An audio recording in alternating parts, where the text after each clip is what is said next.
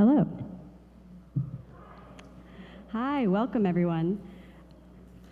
We may still have a few people filtering in just throughout the day, but that's fine. Thank you all for coming today. My name is Ashley Rogers. I'm the Executive Director of the Whitney Plantation. Almost exactly 1 year ago, southeastern Louisiana was hit by Hurricane Ida, a Category 4 storm. Whitney sustained a direct hit, and we had damage to every building on our site. This church, which was built by freed people in 1870 in Paulina, Louisiana, narrowly escaped destruction. The damage was so severe that the entire roof had to be reframed. All of the insulation sheetrock was pulled out and replaced and repainted. It has been closed to the public until today. Anniversaries are important, both for joyful events and for traumatic events, and I did not want the anniversary of Hurricane Ida to pass unnoticed. Thank you all for being here in celebration of how far we have come and in solidarity of concern for our shared future. The reality is that sites like Whitney Plantation will only grow more vulnerable in the coming years to climate change. We have survived this hurricane, but when we installed a new roof on this church with shingles that can last 50 years, I wondered to myself if this site will still be here in 50 years. Earlier this year, we participated in a national survey sponsored by the American Alliance of Museums that was meant to understand what museum audiences think about climate change. Many of our respondents did not understand why Whitney Plantation was concerned with climate change at all. And one comment really stuck in my craw. It is not the business of Whitney Plantation to discuss race or climate. Stick to the subject. When I read that comment, I knew immediately that we had to talk about climate more and louder. And I knew that we must help our audience understand the important intersections between race and climate change. Within an hour of reading that comment, I had conceived of this event. Whitney Plantation's mission is to educate the public about the history and legacies of slavery in the United States. The legacies of slavery are not just economic and social, they are also environmental. Centuries ago, European colonizers forced enslaved Africans to clear-cut forests to build monocrop plantations, altering this delicate wetland landscape forever. This plantation began using fossil fuels in the 1820s, when the owners installed a steam engine from England in the sugar mill to speed up the sugar processing. In the 20th century, plantations adopted pesticides and fertilizers derived from oil and engaged in dangerous ecological practices. In the 1960s, workers at Whitney Plantation regularly witnessed mass fish kills after pesticide planes sprayed the fields overhead where they were working.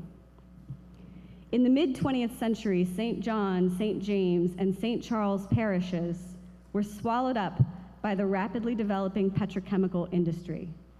International companies descended on the river parishes, buying up plantations for the purposes of further extraction on this land. The descendants of enslaved people, still living on and near plantations, became the fence line communities of this new industrial environment. Once the densest plantation district in the country, today, Cancer Alley, as it is known, is home to over 150 petrochemical and heavy industrial plants. Whitney Plantation sits at the nexus of these overlapping concerns about environmental justice and climate change. The linkages to the history of slavery are glaring and deep. I am thrilled to welcome our speakers today, who will bring diverse perspectives on this topic. Before we begin, I have a few housekeeping notes for you. We will break for lunch at 1 p.m., so if you have pre-registered today, you will have a boxed lunch here. We're gonna see what happens with the rain. If it's not rainy, we can eat outside on the picnic tables. If it is rainy, we can bring our lunches and eat in here. There are bathrooms also to the left and the right of the stage, and also in the visitor center where you came in. If you need to get up and leave at any point today, our staff will be happy to point you in the right direction. That's Ali, Diamond, and Cheryl here in the back. We also have books by some of our speakers for sale here today, so if you would like to purchase a book, you saw some on the table right when you walked in, you can feel free to do that in the visitor center. They can ring you up in there. And finally, this is the first of a 2-day event. So tomorrow we will host a free webinar from 1 p.m. to 3 p.m. And if you're interested in that webinar with different speakers, you can find more information on our website, whitneyplantation.org/seminars.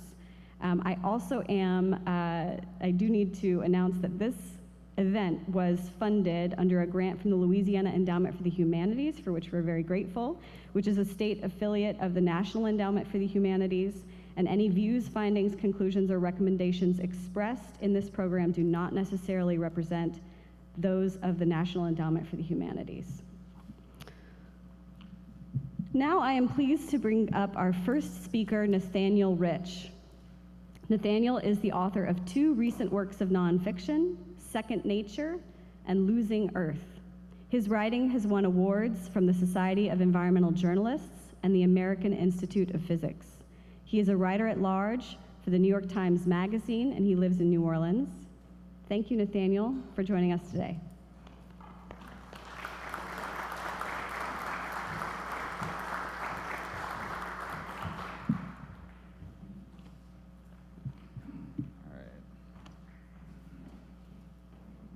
Thank you. Can you hear me all right?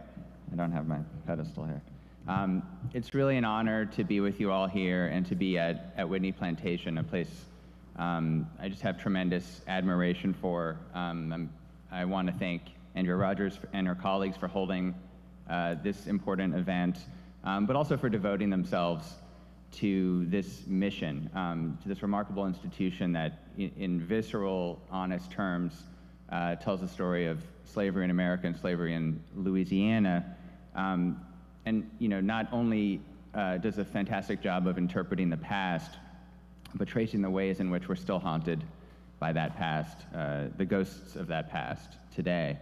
And I'd be remiss also before beginning not to recognize Gwendolyn Midlow Hall, who just passed away at 93, a scholar who made important, foundational contributions to our understanding of slavery in Louisiana, and I think whose work is in some ways the intellectual foundation of what goes on at Whitney today.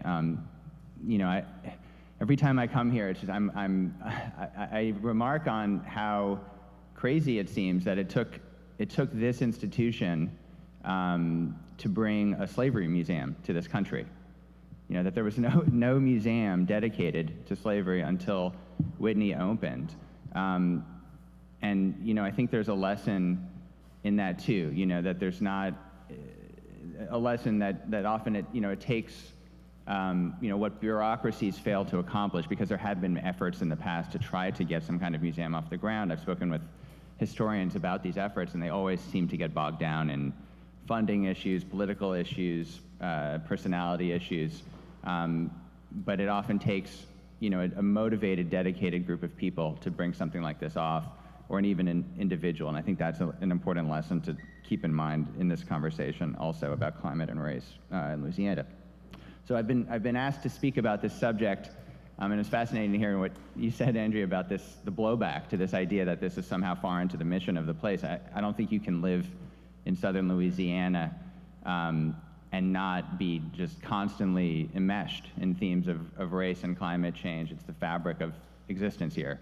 I've felt it every day since I moved here with my wife and now my family 12 years ago on the 5-year anniversary of Katrina. My wife had been hired as a public defender in Orleans Parish, and I was at the time writing a novel called Odds Against Tomorrow that it concerns a hurricane hitting New York City.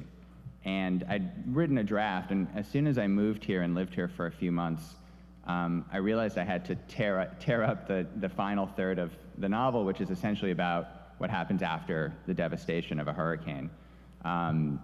Not because I got any of the sort of technical facts wrong about what it means to live in a place that's been ravaged by a hurricane, but what I didn't quite understand and wasn't quite prepared for, I think, was the way the trauma lives on, and not just that there's trauma, of course we know that, but how it's infused into the fabric of daily life. You know, when I moved to New Orleans, there were still the X codes were on buildings were everywhere. You know, and I realized that trauma is a living thing. It breathes and it grows, especially when it's hidden. There's an excellent documentary I recommend to everyone here. Probably many of you have seen the Katrina Babies. That's really about this and about people who have lived with this trauma as young people and now adults, and understand that trauma has its own will to survive. And you know, of course, you can't come to Whitney without being aware of that. I think there's a parallel here also to climate change, which I hope is not too tortured of a comparison, but it's this. Climate change is the after effect of greenhouse gas emissions, right? So it's very hard for people to understand this, at least in a sort of visceral sense. There's a 10 or 20-year lag from when carbon is emitted into the atmosphere and to when it starts having a warming effect on the atmosphere. So it's a kind of environmental trauma, right? It's a planetary trauma. It's the response to what I think at this point in our history we can only interpret as a crime, which is just polluting CO2 into the atmosphere at these astounding levels. And so it's a delayed result, but it's a result that continues to grow. And I think that's important to keep in mind as well. And in the same way that trauma over other issues, it's a kind of physical trauma that persists. So after living here for some time, I found myself drawn increasingly to climate change writing, climate change issues. You know, I talked about CO2 as a release as a crime, and I wanted, you know, it's this crime to which we're all victims, and I wanted to understand, well, who did this, and how are we all implicated in it? How are we victimized? And of course, who's victimized more than other people? And so I wrote a book called Losing Earth, which explores this question. And the story, I found out, to my surprise, went back much longer than I realized. Does anyone know when we started to understand the basic fundamental science of climate change? Any guesses? The basic understanding that increased carbon dioxide in the atmosphere makes the world warmer is older than the Civil War. That goes back to Eunice Foote, female scientist from Connecticut, in 1856, first conducted experiments that showed carbon dioxide traps heat. Irish physicist named John Tyndall did similar experiments in the 1860s and publicized his findings more widely, and he gets more credit, basically, I think, because he was a male prominent figure and Eunice Foote was not.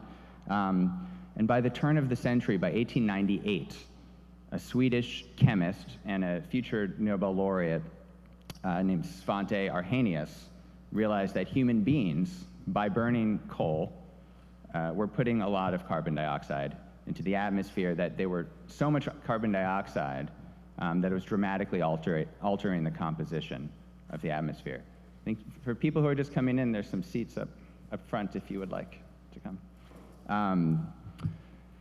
But Arrhenius was not so concerned, right? Because he lived in Sweden, where it was really cold, and he figured, well, okay, if it gets a little warmer, great, we'll be less cold in the wintertime.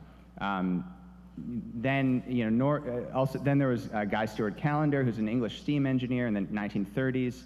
He built on Arrhenius's findings by saying that, you know, not only was there more coal in the atmosphere, but there's so much more coal going into the atmosphere than even Arrhenius realized. Again, not concerned. He lived in England. If things got a little warmer, that would be fine. The first concern about climate change comes in the 1950s in this country by a prominent scientist named Roger Revelle, who was an advisor to presidents, beginning with Kennedy. And his critical understanding was not only that, you know, there's more carbon dioxide going in the atmosphere than these predecessors understood, but he understood the way in which climate and human society were linked, that it's not just about weather. And I think this is something that also, certainly our politicians still struggle to understand. And I think it's also related to the critical insight that this symposium will examine. It's not just about warmth, it's about every aspect of society. Where we built our cities, how we trade, where our ports are, the relationships between foreign governments, the global economy, is all founded on a basic premise, which is that the climate that we've had, that we've known forever, will continue as it is forever. And of course, we now know that's not true. And in 1957, Roger Revelle started warning about this. He started talking about floods in Manhattan. He started talking about infrastructure will be challenged. He started talking about foreign relationships between countries will be challenged as the basic resources and the mix of resources in the planet are shifting. There was an article on the front page of the New York Times about this. There were children's programs about this. This is the late 1950s. It was not a secret. Okay, Time Life ran a big special about it, where they warned about flooding of major American cities. And the next year, Roger Revelle helped to found what is to this day the major carbon dioxide monitoring program in Hawaii, in Mauna Loa, which measures daily the CO2 in the atmosphere. And it's a continuous reading that we can chart all the way back to 1957. So if you ever see those charts of CO2 in the atmosphere, it comes from this one experiment on this mountain, on the volcano in Hawaii. Revelle was also the person who identified what's perhaps the greatest challenge of the problem, at least politically, which is the delay between the injury and the trauma that it causes, the damage that it causes. I spoke about this 10, 20-year lag, but of course the trauma only increases over time. It's cumulative. And so you have this situation where the warming we experience now that affects storms in the Gulf, that affects sea level rise and all the rest of it, is warming that was caused by people who came before us, just as the warming that we're contributing to by using gas cars or basically living in modern society using energy will be borne by people, well, us when we're older, and then generations that come beyond that. And the time frame of climate change is just deeply unsuited to our political structure, where people are voted into office for 2 years or 4 years or 6 years. And so there's this constant incompatibility there that we're always striving and for the most part failing to navigate. So I spent 4 years immersed in this history to write a book called Losing Earth, and I ended up not focusing on the scientific story of how we came to an understanding of climate change. What was more interesting to me was why, once we understood it, did we fail to fix it? And does anyone know when there was, we hear now about scientific consensus over climate change, that 99.9% of scientists agree on the fundamental science of climate change. Do you know when that consensus dates from? Anyone have guesses? 15 years ago? That's a good guess. Anyone else? Okay, I'll tell you. 1979, okay, before I was born. 1979, there was a series, get into the details in the book, but basically there was a series of major governmental scientific meetings, papers, and so on, that crystallized what is now is unchanged as the science of climate change, which is essentially what causes climate change, what we should expect in the decades that come, and what kind of solutions are necessary. The main solution is sort of obvious and easy to state, which is reduce greenhouse gas emissions, stop burning oil, gas, predominantly. Of course, it's implementing that solution that's, our challenge. So it's in 1979 that attention moved from the science to politics, right? It's also, in other words, how do we fix this? And this is going on at the highest levels of the government. It was also a time before the oil and gas industry had consolidated behind a strategy of disinformation, political bribery, and ultimately manufacturing the fantasy of climate denialism.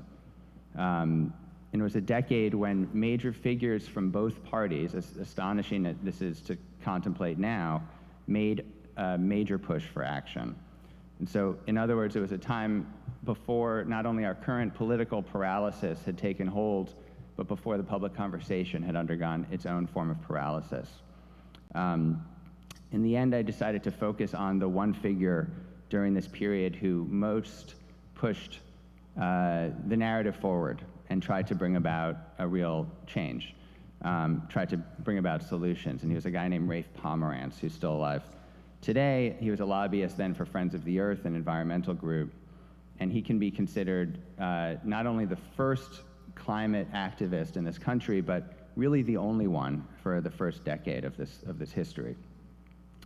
And he teamed up with a CIA scientist, one of the leading scientists within the intelligence agencies, to organize briefings across the highest levels of the federal government.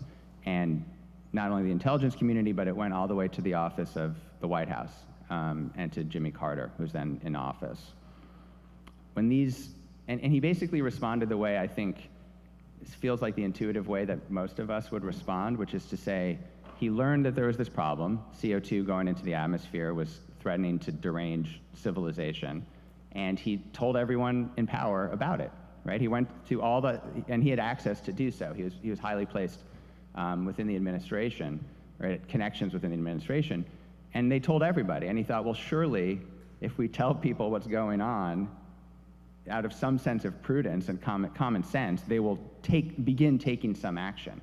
And in the Carter administration, he had people who were willing to listen to him, and it didn't work. And so the next step, and then of course Reagan comes in, and the political calculation changes. The next step was, as the decade continued, was he thought, well, okay, we need to go to the public, and we need to tell the world about that this was happening. And so he did so, and with the help of James Hansen, a NASA scientist, they gave press conferences, they gave congressional hearings, there were newspaper articles in all the major publications in the country, and yet the ball didn't move things sufficiently to even have any legislation drafted. And by the end of the decade, as the projections were becoming more and more dire, and you have James Hansen testifying in front of Congress saying that not only will the world get warmer, it's already demonstrably warmer because of climate change. This is 1988. This was a hearing before the Senate that became in front of every newspaper, became international news, and made Hansen a kind of the global face of climate change. And at that point, you start to see some movement, and you start to have a kind of third phase of this argument, which is to shame political leaders for not taking action. Of course, you still see this today, but this is 1988-89, saying, if you don't act, that we will be in tremendous trouble, and you will be blamed. And so the culmination of this is the beginning of the IPCC process, which is still with us today, which is where they meet every few years and have a new global agreement that every year, every iteration becomes sort of more and more toothless. But in 1989, they had on the table a global agreement, a draft of a global agreement designed to reduce global warming, to phase out carbon emissions. And every country in the world at one point was on board with signing it. It was modeled after the successful ozone treaty of 1987. You even had Ronald Reagan's head of his EPA saying, after we sign the ozone treaty, we're going to sign the global warming treaty. You have George H.W. Bush campaigning on the issue, saying that those who think that we can't solve the greenhouse effect haven't heard about the White House effect. And when I'm in office, we're going to solve it. And this culminates with this dramatic, high-level diplomatic meeting in 1989 in the Netherlands, which is the first time that basically pen will be put to paper to sign this thing. And what happens? It falls apart. The U.S. pulls out. The U.S., which has been leading the negotiations, pulls out. And the story of why that happens is one that's full of political intrigue and personalities, and it's just basically a fight between factions within the Bush White House, between the EPA and the head of the EPA and the chief of staff for Bush, John Sununu. And that's a fascinating story, but it only really tells a part of it. The other part of it is really why, it begs the question of why did it take one person within the Bush administration to derail what was then a global effort to fix this problem? And of course, right after that meeting falls apart, the process basically dissolves, and at the same time, the oil and gas industry settles in a series of white papers, which I found in my research that hadn't been reported on. They actually lay out what's going to be a strategy to stop climate policy, a strategy of essentially paying off scientists to write editorials for them, to challenge the science, to attack scientists, and all the rest of the kind of obfuscation and this sort of treachery that we've seen from that industry ever since. And so what's the lesson to be learned from that? And so to conclude, we haven't been as close to a global agreement since then. Okay, 1989, that's where the book basically ends. And so we haven't had any real climate policy in this country either since then, until the Inflation Reduction Act passed by Biden a few weeks ago, is really the first and really the only major climate legislation that's been passed since then.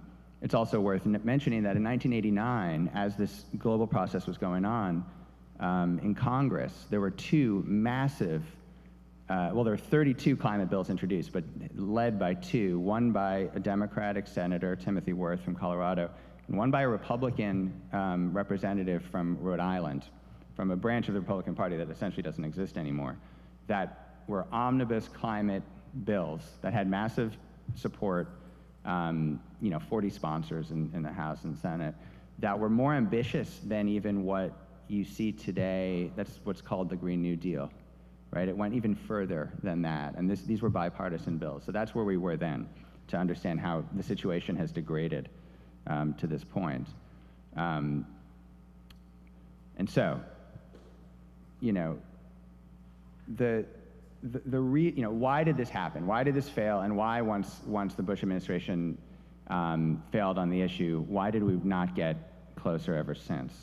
I think a big part of it has to do with the fact that climate change didn't have a lot of juice, right? It was an issue that, at the time, 1988, 89, had very broad support. If you look at public opinion polls then, something like 65, 68% of Americans, 1988, 89, said we should do something about climate change. However, the support, as broad as it was, wasn't deep. In the same public opinion polls, climate ranks at the bottom of issues, maybe 18th, 19th on those lists, well behind, basically any other political issue you can think of. And the activists at the time, their argument was pretty simple, and it was in some ways undebatable. It was simply that we know what's going to happen if we fail to act, and we need to act before it's too late. It was essentially an appeal to reason. We know what we know what we need to do. We know we have to act. We'll be stupid not to act. And it's essentially the same argument that persisted for the next 30 years in an increasingly high pitch. We know what's wrong. We know, this is Al Gore, Inconvenient Truth. Here's some charts. Can't you see what's going on? We need to act. And I think what the climate activists started to understand is a lesson that civil rights activists had understood for decades, which is that it's not enough to make an appeal to reason. It's not enough to say, this is the smart thing to do, right? We'd be stupid not to do this. That's not the whole picture. At least it doesn't create the kind of political movement necessary to force politicians to act. And if you don't force a politician to act, guess what? They're not going to act. You know, when popular movements have managed to transform public opinion in a brief amount of time, forcing the passage of major legislation, they've done so on the strength of a moral claim that persuades enough people to see the issue in human and not just political terms, right? So the first responsibility is to speak about the problem honestly as a struggle for survival, right? It's not just about what's smart, it's about what we need to do to survive, and the transformations necessary to end our dependence on fossil fuels will require such a shift in consciousness. But that change has begun. In the last few years, young activists and community leaders demanding action on climate have increasingly spoken in a moral register. And that means they're speaking more personally, right? So instead of saying things like, we'd be stupid not to act, they're saying, we're angry at the cowardice of our leaders, our lives are at stake. And this moral understanding, this moral language rests on the understanding that climate change doesn't harm us all equally, right? The great perversity of climate change is that those who are most responsible for bringing us to this point will get off the easiest, at least in the short term. The more marginalized you are, the worse you will suffer. And this cuts on just about every form of inequality in society. It certainly cuts on racial lines. It cuts on economic lines. It cuts on gender lines even. And so I wanted to understand, one thing I wanted to understand was, where did this moral language come from? Right? It didn't start, you start hearing it in the popular press here in 2018, after that election, when you have sit-ins in Pelosi's office, and you have Greta Thunberg and that kind of sunrise movement. But when I went back, I realized that actually this kind of logic came from people of color, people in the third world who had been talking about climate in these issues back to the 1980s. So at the conference in the Netherlands that I referred to before, there's a small island nation called Kiribati. That's essentially just like a straight line in the middle of the ocean. And at that conference, there was the prime minister, the environmental minister of Kiribati said, climate is not just a political issue, it's not just a scientific issue. If the water goes up a foot or two, it'll come up to my ankle, If it goes up another few feet, it'll come up to my waist, right? He spoke about it in personal terms that at the time, I think was taken almost as amusing by the other ministers, but he was putting it into individual, personalized terms. And you see this continued, especially from people from these island nations. In 2014, the Prime Minister of the Seychelles at the IPCC meeting, when they were watering down their proposals even further, he said, "We cannot accept that any island be lost to sea level rise. We do not have the economic means to build sophisticated defenses, nor do we have the economic might to apply sanctions on those most guilty of causing the problem. But we have something that's invaluable, something that is powerful. We're the conscience of these negotiations. We stand as the defenders of the moral rights of every citizen of our planet." A year later, the foreign minister from the Marshall Islands said that the islanders' forced abandonment of their homes and cultures is, quote, "equivalent in our minds to genocide."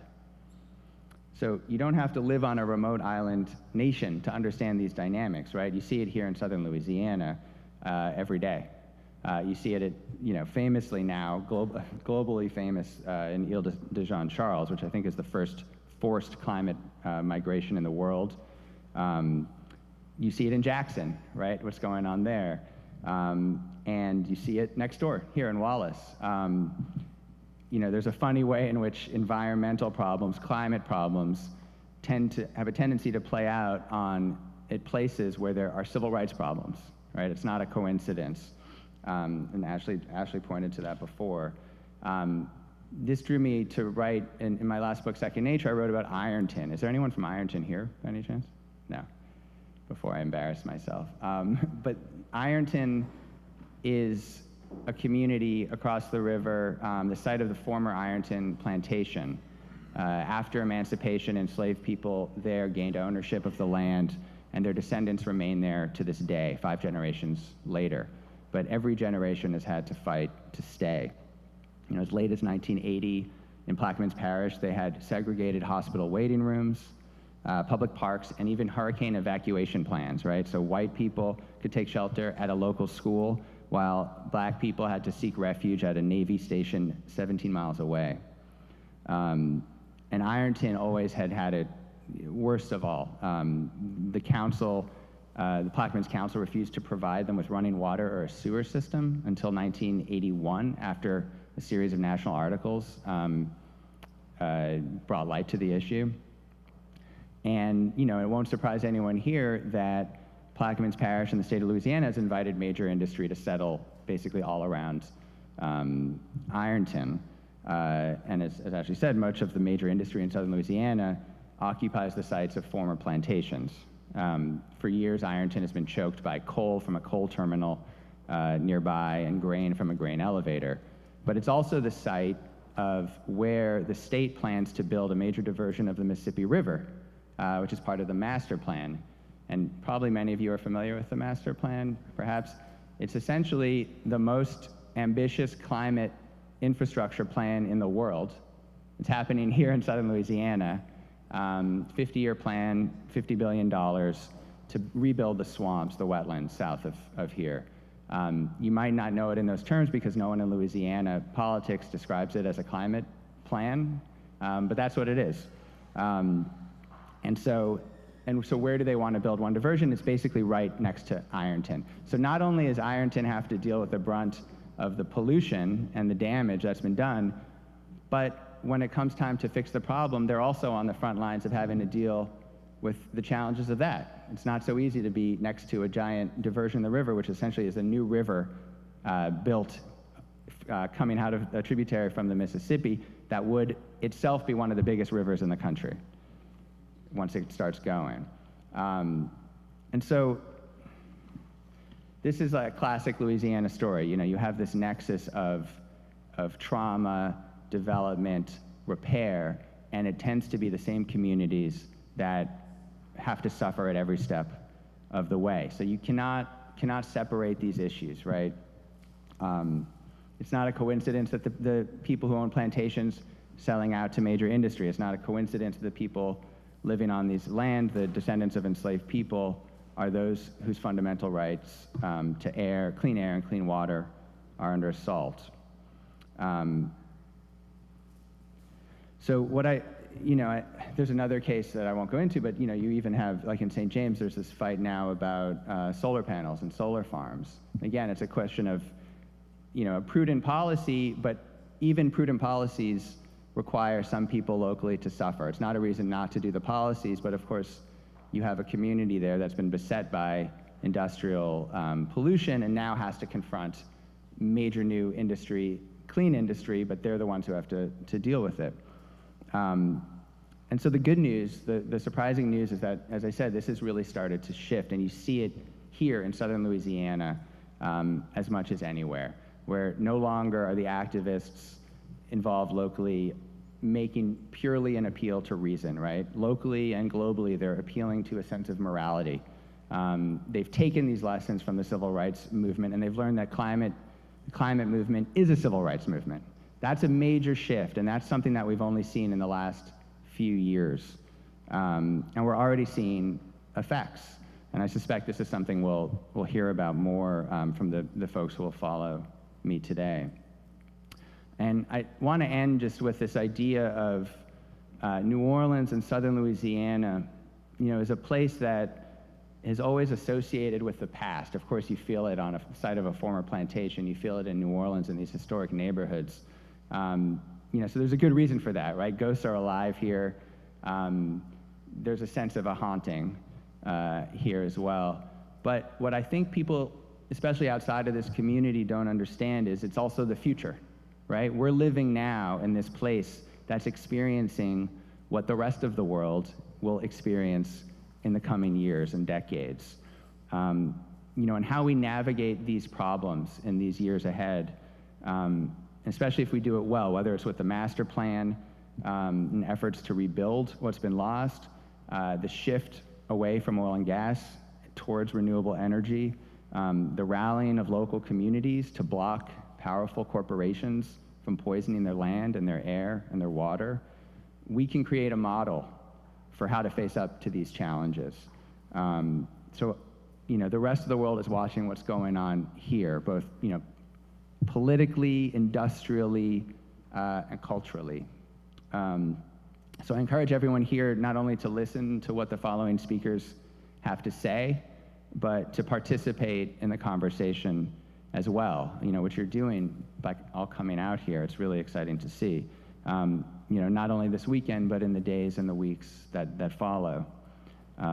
We're writing our future here right now, and we're doing it together. And so I'm excited to be part of that with all of you here. Thank you very much.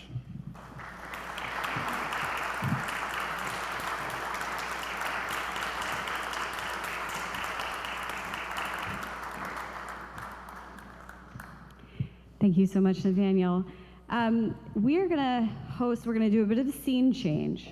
And we're going to host a conversation with some St. John the Baptist Parish community activists. So we're going to bring that conversation a little more to what that means on the ground here, what's happening in our own community with regards to environmental racism, environmental justice, and climate change. So this would be a good time if you need to get another glass of water, a cup of coffee, go to the bathroom, and I'm gonna have my staff come up here and we're gonna move some stuff around. We're gonna move this table and bring our next speakers up.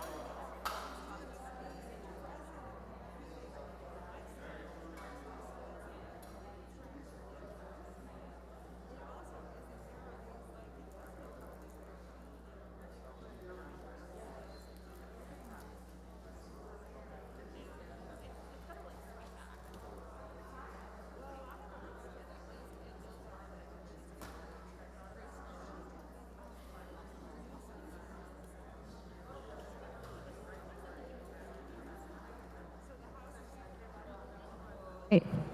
Everyone, we're going to start our next section, so if you want to find your way to your seats.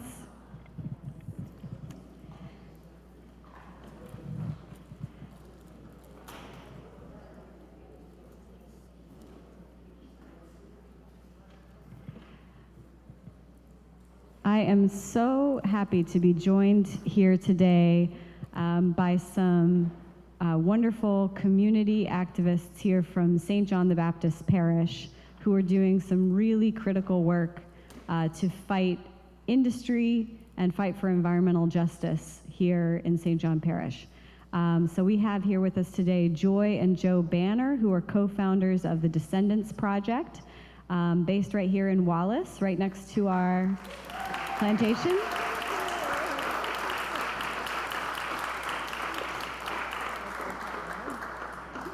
And we also have Bobby Taylor, who is the founder of Concerned Citizens of St. John the Baptist Parish from just across the river in Reserve. So thank you so much, Bobby Taylor. And I'm going to be just guiding us in a conversation, and so as we go, if you want to throw in some little facts about who, I'll ask a little bit, but you can throw in some information about who you are and kind of how you came to this. But the way that I'd like to start off this conversation is just, you know, the name that we have for this stretch of the river, what we call it is Cancer Alley. And what we talk about a lot is we talk about the problems that happen here in the river parishes. And there's so much that people who are not from this area hear about in a really negative light about what this place is like.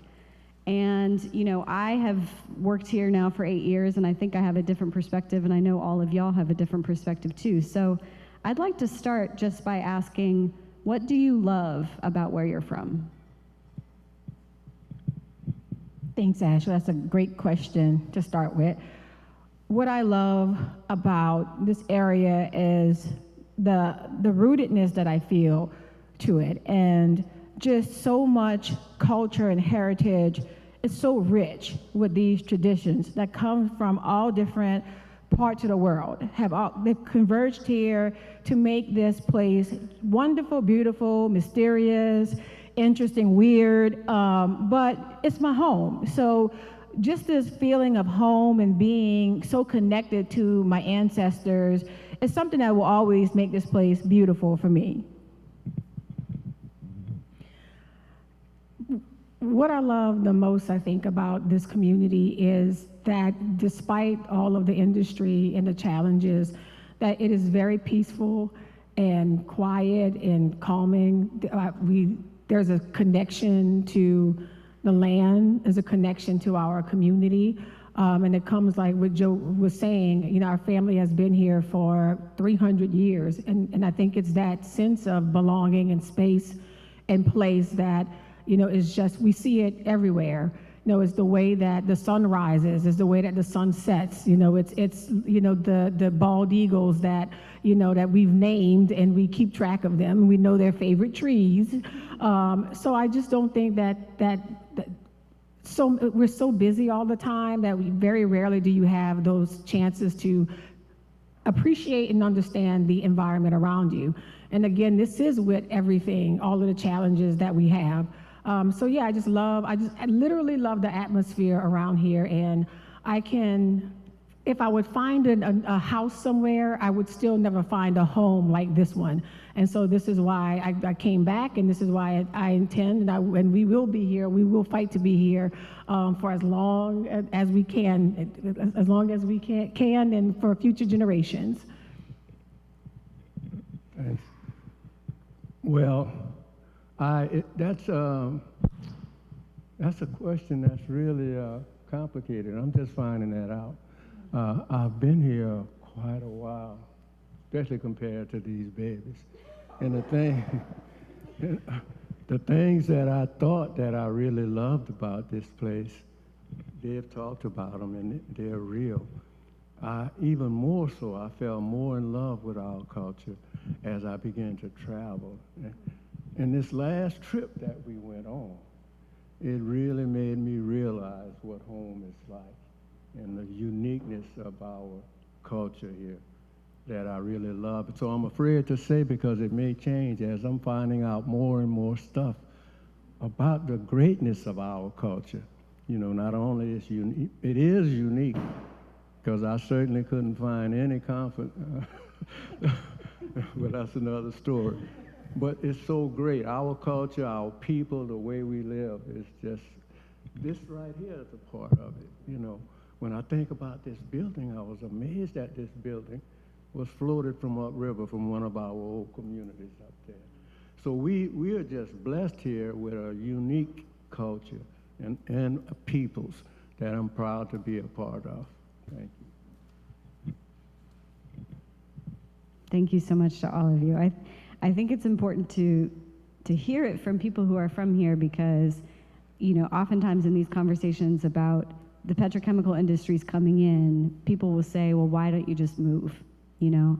And that completely ignores the value of this culture and the value of the people who are here and the value of the environment here and people's connections to their ancestors. I'm curious how St. John Parish is different now than when you were growing up. What are the main things that you see as being different today than they were when you were younger? Wow, yeah.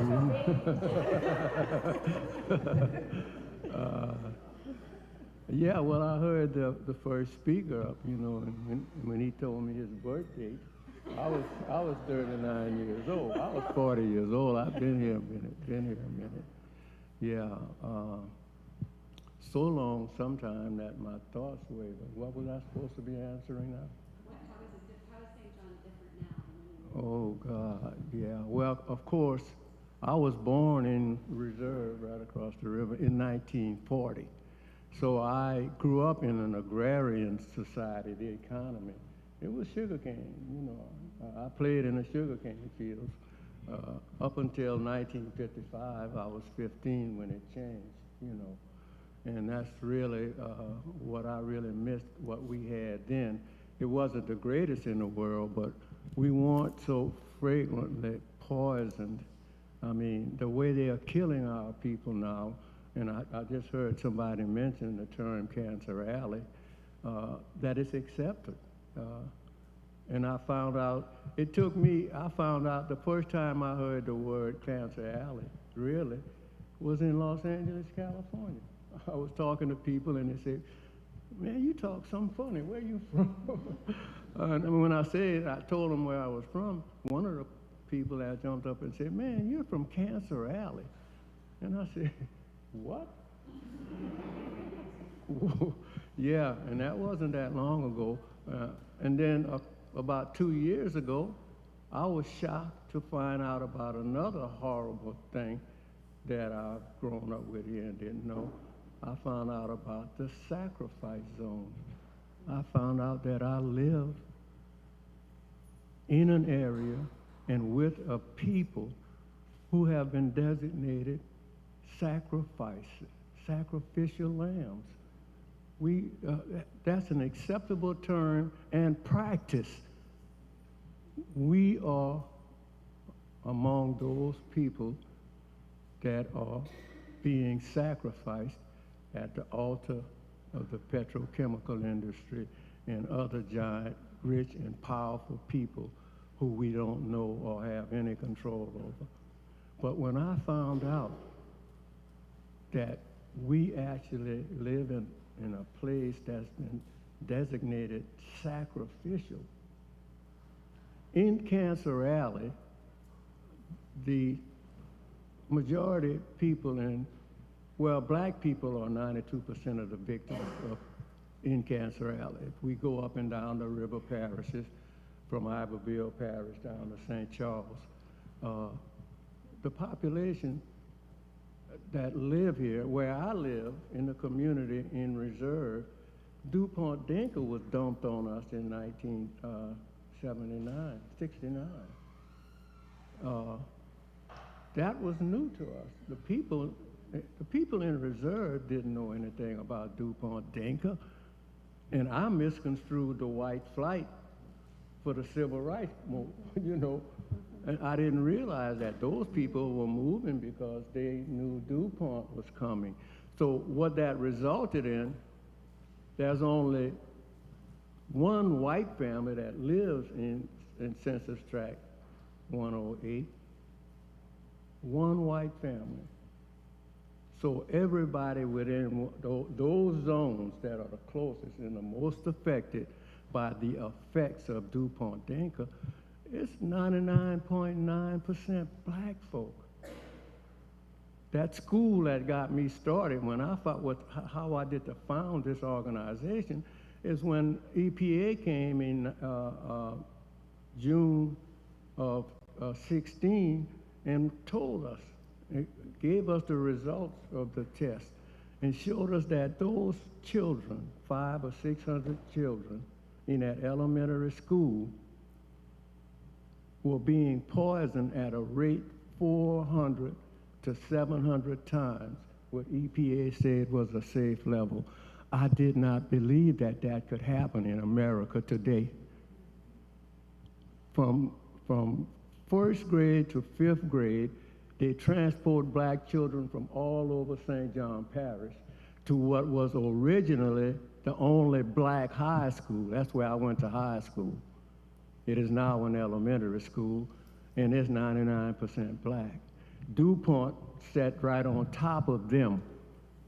The school was not put there. DuPont came into this community, and they are poisoning the community as a whole. But to think that they are allowed, EPA set up safe, what they considered a safe level, which we know now there is no such thing for chloroprene. We know that there is no level of chloroprene that a human being can be subjected to. But DuPont has been able to get the government of the United States to go from their original zero, it was 0.002. DuPont was able to bully them or whatever, however they control it, and they raised it to 0.02. 0.2. God. And here we sit today. I discovered that, well, the government warned us, say your children are being exposed at 400 times what we consider a safe level. And that's when this movement started. And we have fought these people consistently now for 6 years. And what has happened? DuPont in our face has increased 20% of what they were doing in 2016. They didn't reduce it. We couldn't get the local government, state, or anybody to try and rescue the, let's at least move the children out to the perimeters where they only exposed 5 times. See, but there's no safe place in St. John the Baptist Parish. When I say safe, I'm talking about what EPA has designated. That's where DuPont is keeping it below 0.2. No place in the parish we could go to get that. But to sacrifice those children, and not to this day, they have not done anything to help those children. And DuPont has belligerently increased the amount of chloroprene, which is only one of 29 horrible chemicals we know nothing about, that our government allows that plant to dump into our community. So our children are at risk. They did not have to deal with, we didn't have that risk from the sugarcane industry. But the petrochemical industry brought about a serious, catastrophic change. Cancer rates, it's just so bad. I get so emotionally involved with this because I am so involved in it. I've been here all my life. My mother died of cancer, my brother, my sister. I got a 35-year-old nephew has just come up with 4-stage cancer. It's so terrible here, and I don't know how it's being played down. The power of the petrochemical industry, the grip that they have on the government and therefore the people. I heard this guy, the speaker up before, talk about it, and I think back in history on it, and on how industry has always trumped over the people, continues to, and I probably could have wound on, but let me please share this mic with this lady. Well, and so when me and Joe were growing up, industry was already there. We were born in 1978. I'll tell y'all my age so y'all can get the context of what I'm talking about. Okay.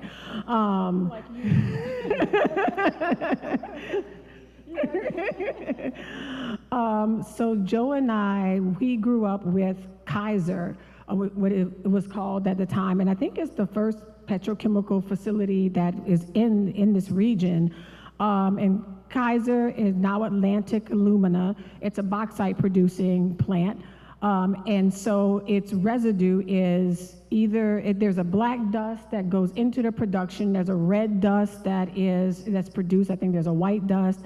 And so the red dust, when the wind blows from the north direction, it comes and red dust is everywhere. It's on our cars, it's on our houses, it's in our clothes, on your shoes. If you have white shoes, we learned very, very quickly, do not purchase white shoes. So we've grown up with industry. We've also grown up when there have been chemical spills, where there have been chemical releases, where we've had to go to the doctors because I think there was a barge that was passing by and there was a chemical that was released there. We've also grown up when alarms have gone off, the alarms that they test on a weekly basis.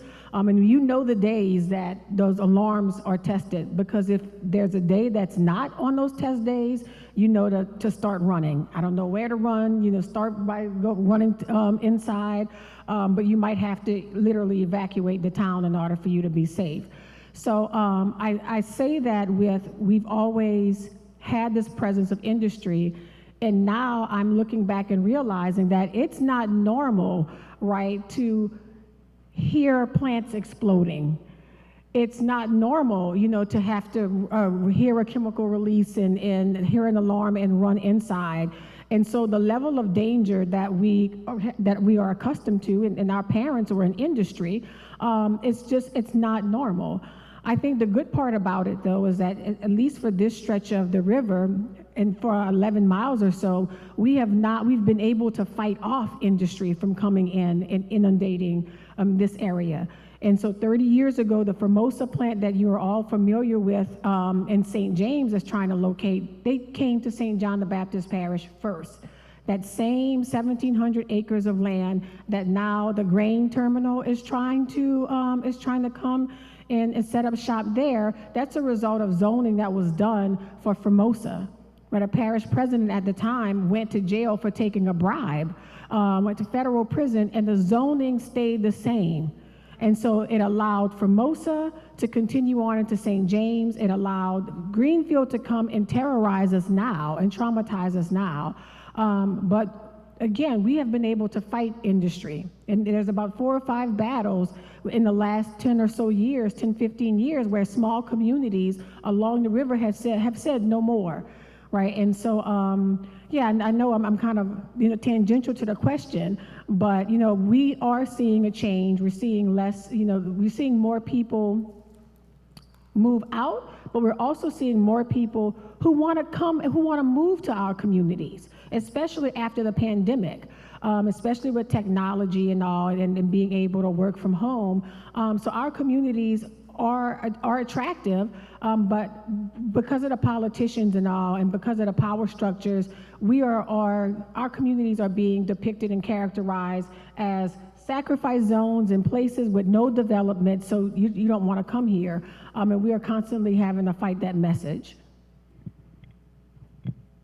Thank you both so much. So all of you are representing organizations that you founded. And you've spoken about this monumental fight against these large corporations that are very much involved in the government, kind of have a chokehold on the government. I wonder if you could speak briefly about what made you decide to start your own organization, what your missions are, and maybe just something about that process. I think one of the things that's so interesting here in the river parishes is that we do have these kind of grassroots organizations that are pulling out these tremendous, huge fights against people with a lot more resources and manpower. So maybe you could speak to that. Sure. For our organization, really started out of tourism and being a part of that industry in a way, like Joy and I have, I think, over 20 years experience in tourism in Louisiana. In this area, that's plantation tourism. But being in that space, what made me realize the different, like how my ancestors were being treated, and seeing how, first of all, tourism was a good way to understand the systems of Louisiana, because the Tourist Commission that we have in our area is set up as a political subdivision. That is a very powerful agency entity. A lot of money flows through tourism offices, even if they're not set up as political subdivisions. There's a lot of politics that are involved in tourism, and also how we define ourselves. What's acceptable, what's palatable to people. So if you want to look at kind of a microcosm of what's going on, you can look at tourism, seeing what's included, and also see what's being left out. And being in that space of tourism, I started to understand more about who I was, my identity, and getting in touch with my enslaved ancestors, and also seeing how so many tourism offices were leaving that part of the history out. The enslaved people were only mentioned as they intertwined with the slave-owning families. And even if they did mention that, that enslaved person, they would make sure that person was magical, quote, magical. I won't use the other part of that term, but I think some of y'all get it. So it was someone, enslaved person, who was educated in Europe, and they made this invention. They always had to prove their worth to exist. That was the only way they would make it into the histories that I was promoting as being part of the tourism industry. So enough was enough for me. I saw that we, as the ancestors for the enslaved, were not getting the same type of contribution, weren't able to provide the same contribution, weren't able to shape our own stories. We're being left out, even the economy of tourism, which is so critical. We're in, as we've said before, we're in Cancer Alley. We need another industry that gets us away from heavy industry or things that are killing us.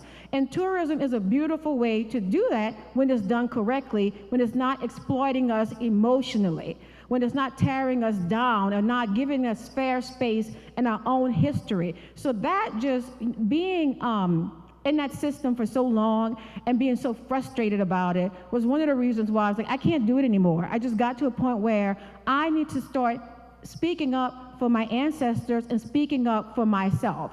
So it intertwined beautifully for me.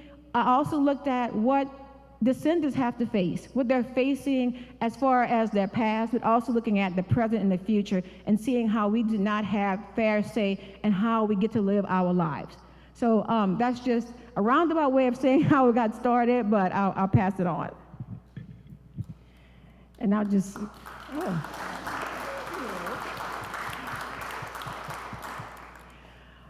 and I'll just briefly add to that, I kept getting in trouble here at Whitney. So I'm the director of, as of Friday was my last day as a director of communications here at Whitney, 6 years. So yeah, this is, it's sad, but I'm also, we'll be working in partnership. So there's a part of me that feels like, I'm in denial that I'm leaving this place. Okay, that's the reality. But I say that because, just to touch on what Joe was saying about the tourism and how complicated and how intertwined, and the pressure that's on Whitney to stand by its mission, but then also being pressured by other players in the tourism space to play along with everyone. And for someone that was living here, also representing Whitney, and then also being a community member that's living with the legacies of slavery, it got crunchy. I mean, it was hard to negotiate. It was controversial, you know, and it jeopardized my career here. I'll be honest with you. And it's not that anybody was wrong, but Whitney had his mission for this history, and I realized that there's so much work to be done. Whitney cannot be the only organization that's doing all the work. And so we needed to have another organization that could be out there, you know, fighting for the descendant community, being there, taking the risk, you know, protesting on the side of the levee, you know, being there as a voice of the descendants, and then where Whitney could have, you know, this mission to educate people about slavery. So that's how the Descendants Project is really important to have that base, but then also to speak on behalf of the descendant community that's still living here on the grounds where their ancestors, or in the region where their ancestors were enslaved.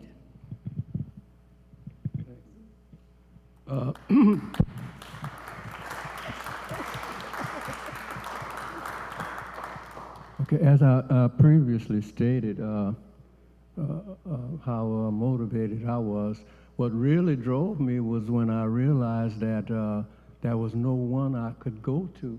There was nothing, there was no organization, and I had no support at all from the government when I went to the school, because the first place I went when I found out the information, well, I ran to the school itself. I was desperate. I can walk to the school from where I live. And they wouldn't talk to me. The principal wouldn't even let me in when I told them what I wanted. So then I called my school board member, and I tried, and nobody knew anything. Nobody wanted to talk about it. You know, here they're poisoning our children at such an, and nobody wants to talk about it. So I knew then that we needed to do something. I looked around. There was no organization coming from the people or from the government. So then I knew then that I needed to do something. So I started to contact the important people. I thought that we could, you know, come together and put this organization together, which we did. And we've been here now for 6 years.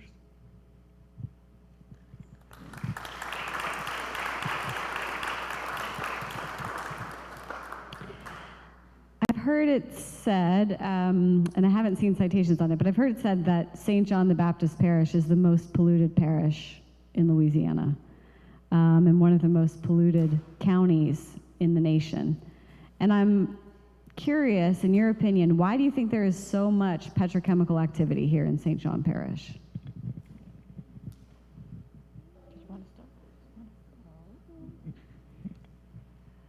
I think that it is a combination of the geography.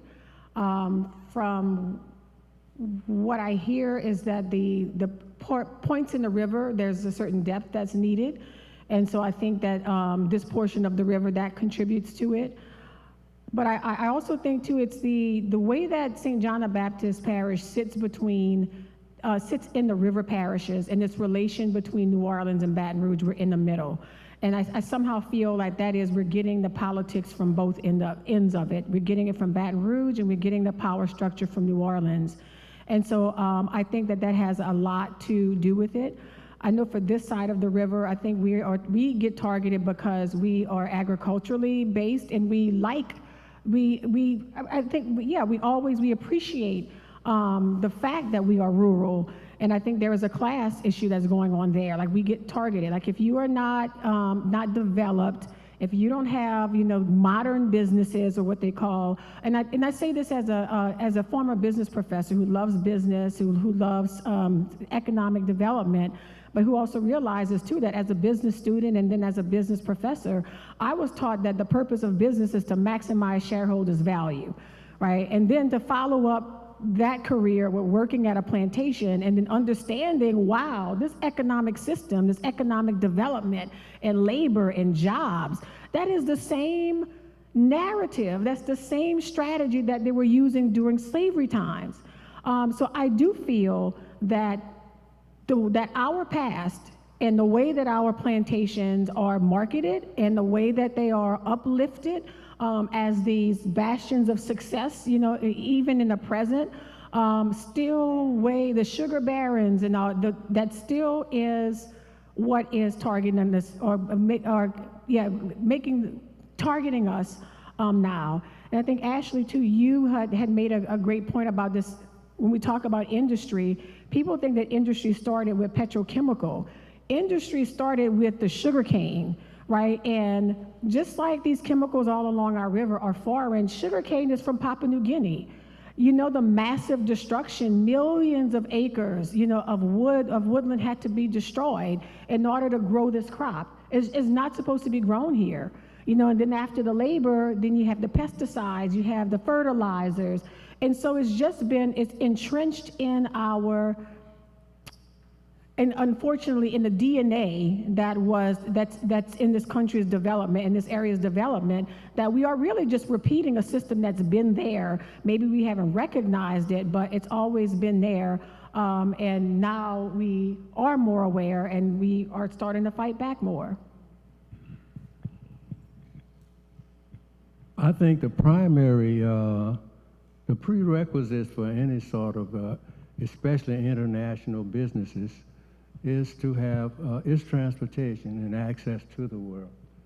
In the river parishes, St. John the Baptist Parish is more strategically located than any other parishes.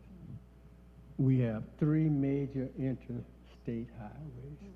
We got Interstate 10, Interstate 55, and we got the 49 corridor from the West Bank. Of course, the Mississippi River. And we have, I know on the East Bank, we've got 4 railways. I don't know how many you guys got. I know one. Yeah, so yeah, no other parish has all of these things that industry needed.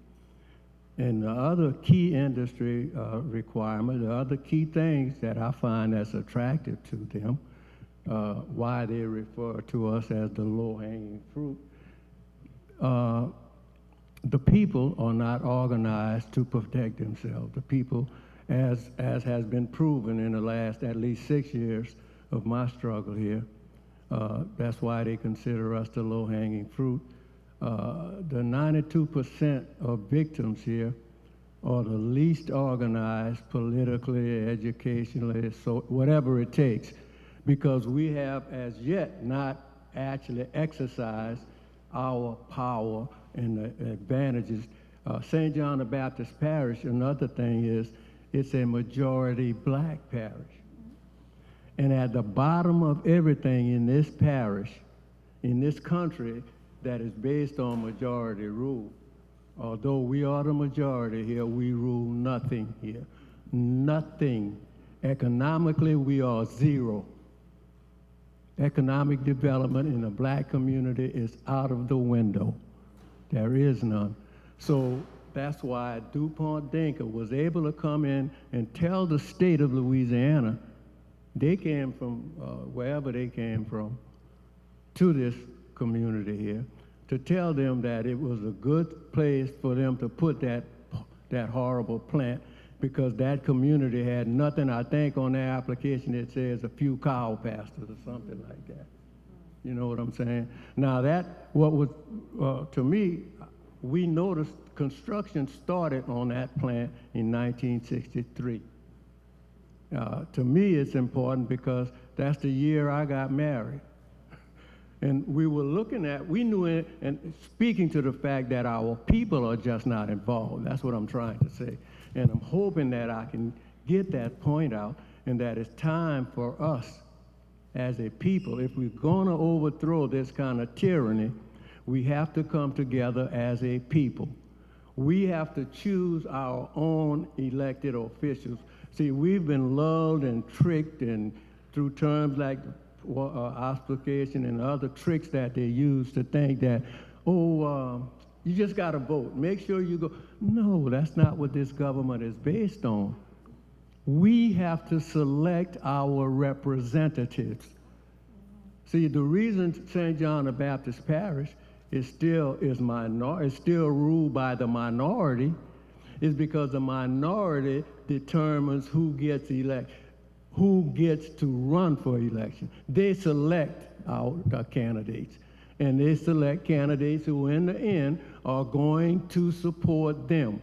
And that is evident. All we got to do is look at the history of what has taken place here. I suffered at the hands of that myself. I elected this guy to represent me from the 3rd District. And when I started this fight against DuPont, he became my #1 enemy. He allowed the DEQ to come into our community. When we fought and demanded something, they had to get the head of DEQ to come here.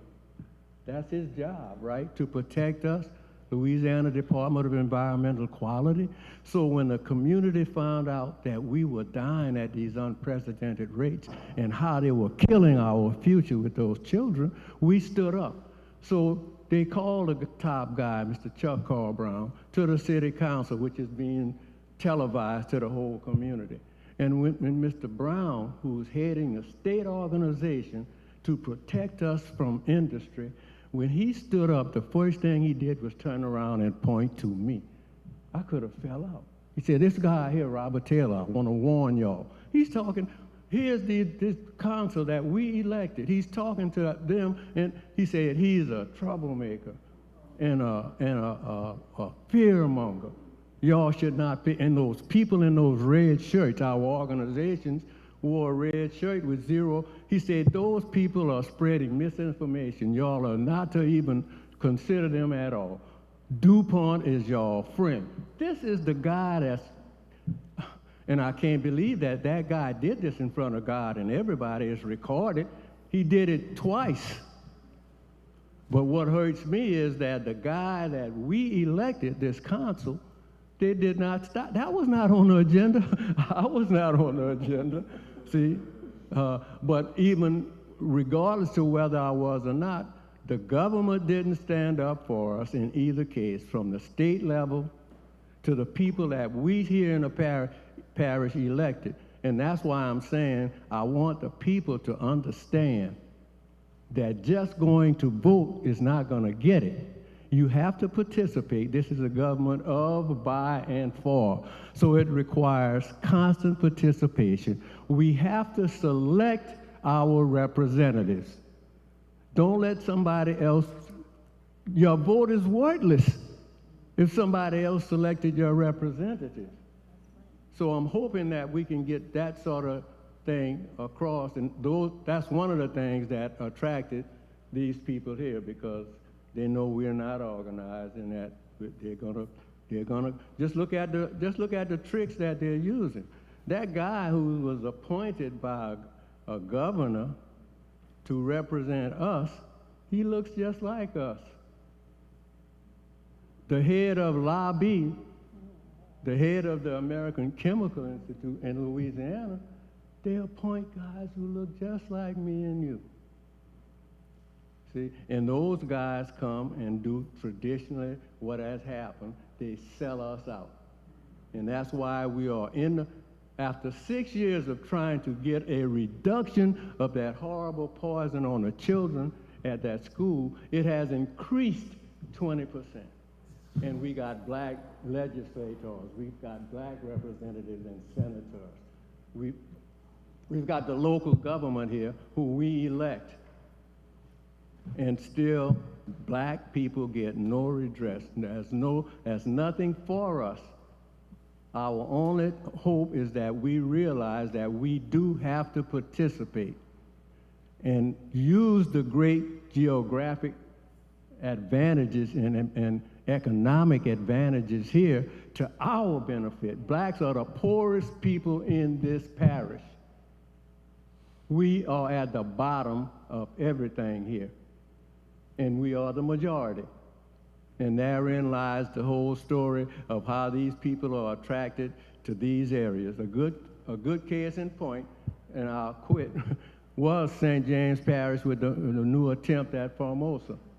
It took this judge up there to really take a look at that when she realized when they came here, these foreigners, and looked at the areas, there were 6 available areas.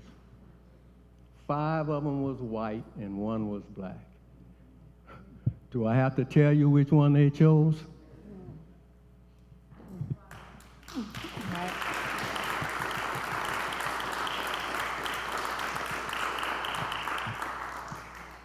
I just want to briefly add why St. John Parish experienced so much pollution. One, piggybacking off what you said, Robert, Bobby, is every year, have y'all heard of DC Mardi Gras? It's an event, as you know, it's been 40 plus years that this event has been going on. During that time, I mean, you're celebrating Mardi Gras in Washington, D.C., which right there should tell you something's wrong with that, right?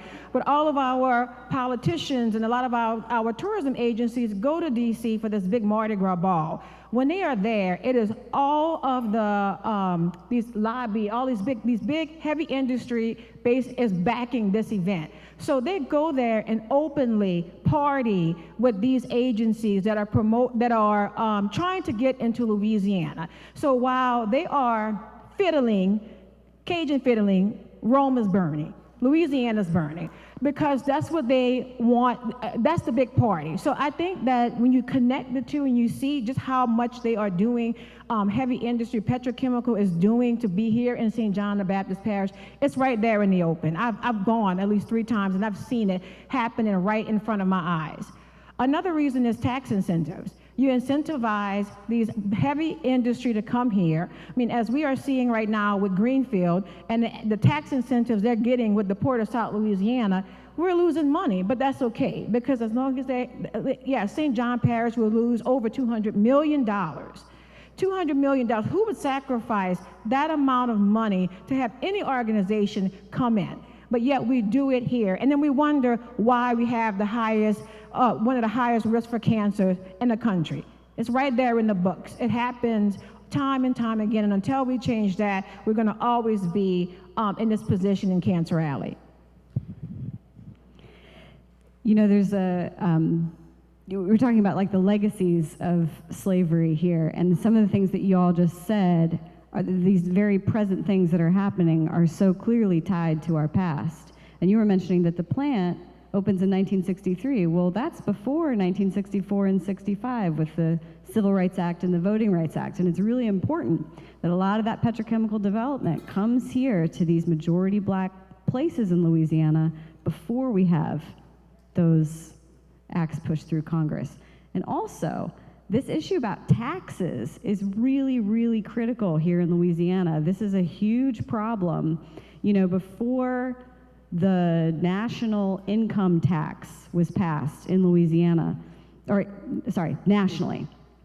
Before that, Louisiana went ahead and snuck in a constitutional amendment to prevent new industries from paying taxes. I'm talking about over 100 years ago, we did this. Right away. As soon as there's a threat of taxing these new industries, Louisiana says, nope, we're not going to do that. But there's a precedent for that. I mean, this is really critical because these sugar plantations were subsidized by the government too. The reason why these sugar plantations were so wealthy, now of course they're using slave labor, that's really important too. There's enslaved people not getting paid, but that's not why they're making money. They're making money because there were protective tariffs on sugar. So the federal government was taxing sugar that came from Cuba or that came from Jamaica, and there was not that same tax on Louisiana sugar, so it creates an artificial domestic market for these goods that are being produced by the labor of enslaved people. So when we think about where do these kind of tax incentives, where does this business mindset come from in Louisiana? I mean, you can look right here at the plantation and see we've been doing this since the 1700s, right?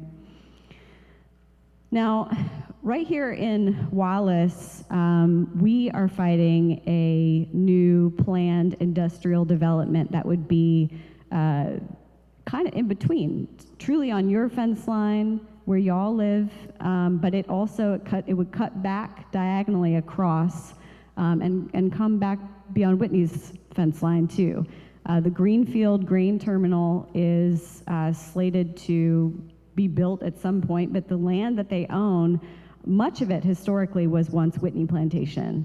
And now so the legacy of what happened here at Whitney Plantation when Formosa bought this land and intended to put a rayon manufacturing plant here, this kind of, you mentioned the illegal zoning that happened. This has really been a raw deal for people in Wallace, because what's happened is that you have heavy industry zoned just a few hundred feet from people's homes. And so now there's this fight ongoing, and you all are very instrumental in this, but there is a very familiar line being said about this development that I know that you all have encountered at different places, and I wonder if you can speak to. When we talk about these new industries coming into these rural places, we talk about job creation. And oftentimes these plants will come in and say, well, we're gonna bring this many jobs. Now, Greenfield's numbers are all over the place. And a lot of times you see temporary jobs, it's construction jobs. Now they're saying permanent, 100 jobs. Now, they can say they're gonna pay all of this money, but what I want you to speak to is how real is this? how real is this idea that these places are going to bring in jobs? Are the jobs that the petrochemical industry provides, are they good for St. John Parish citizens? I would like to start off by saying that there's not one industry that owns jobs. So when we hear jobs, and it's like, you are not the only industry that has jobs. Why should we limit ourselves to someone else's limitations because they can't see beyond heavy industry? They can't see behind the marketing and the empty slogans. That's your problem. Why should it be ours? And we are claiming that we know there are different alternatives. We also are looking at the different numbers, and I'll let Joy explain that, being that, use her dust off our PhD in business. But yeah, it's just all these different facts and figures that we keep hearing over and over in a narrative, and it's just not true. Enough is enough. So yeah, it's just getting beyond the point that jobs are scarce, and that the only way that we'll ever be employed is that we have to sacrifice ourselves for jobs.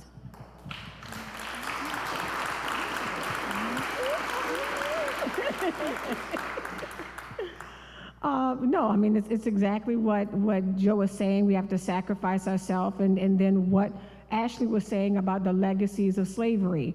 And this idea of economic development and jobs, what I have to consistently say, slavery was economic development, right? Black people had lots of jobs during slavery. How did that work out for us, right? We deserve better. We can do better. And like this, we have many options for different industries. But what was really problematic, we had an official that we were in conversation with, and we were asking that official why it's not people from our communities that are being employed at these jobs. So why are you giving away taxes for these industries to come here when it's not us at these jobs? And that person said to me, well, I tried to get people in this parish working, but I couldn't find anyone who could pass a drug test, or I couldn't find anyone who has the education. So automatically it's a weakness of us, right? It's a flaw for us. If it's about drugs, if you're saying that's the problem, then we don't need jobs, right? We need help treating the addiction problem, right? We need mental health resources. We need medical resources. Maybe we need to decriminalize some of the drugs that we're throwing people in jail for. Maybe that's the problem. But so yeah, I mean, it's already, like Mr. Bobby has said, the relationship is already there. They start talking to these industries, start infiltrating public offices. They start going behind our back, not putting meetings on the record. Greenfield had secret meetings with our parish council members, with the Port of South Louisiana. You can find meetings where the Port of South Louisiana and Greenfield is talking about Whitney Plantation, and talking about me and Joe, a public entity, a powerful public entity paid with tax dollars that are talking about how they're going to target private citizens and how they're going to take care of a slavery museum. So these relationships, these deals are already done. And so by the time that it comes to the public knowledge, it's like scarcity, right? Which is another trick that's used against Black people in the legacy of slavery. Either you have this grain terminal or else. You're going to fall off the planet. You're going to, fly off into the orbit if you don't have this grain terminal to anchor y'all down, right?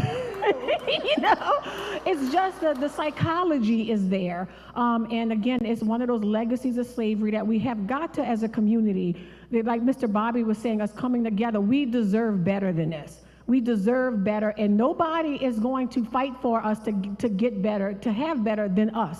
We are the strongest people in the fight, and we're the one, and we can do it. We're doing it now. We just have to not buy into the bull that people are telling us.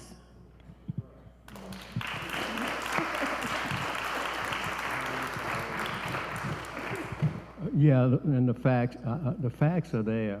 Let's just take, for instance, DuPont Denker. If this was only going to affect Reserve has a population of 10,000 people. They admit to us that they only employ 230 people, but they refuse to give us their personnel records. You know, now we know that they affect really the entire parish, 46,000 people.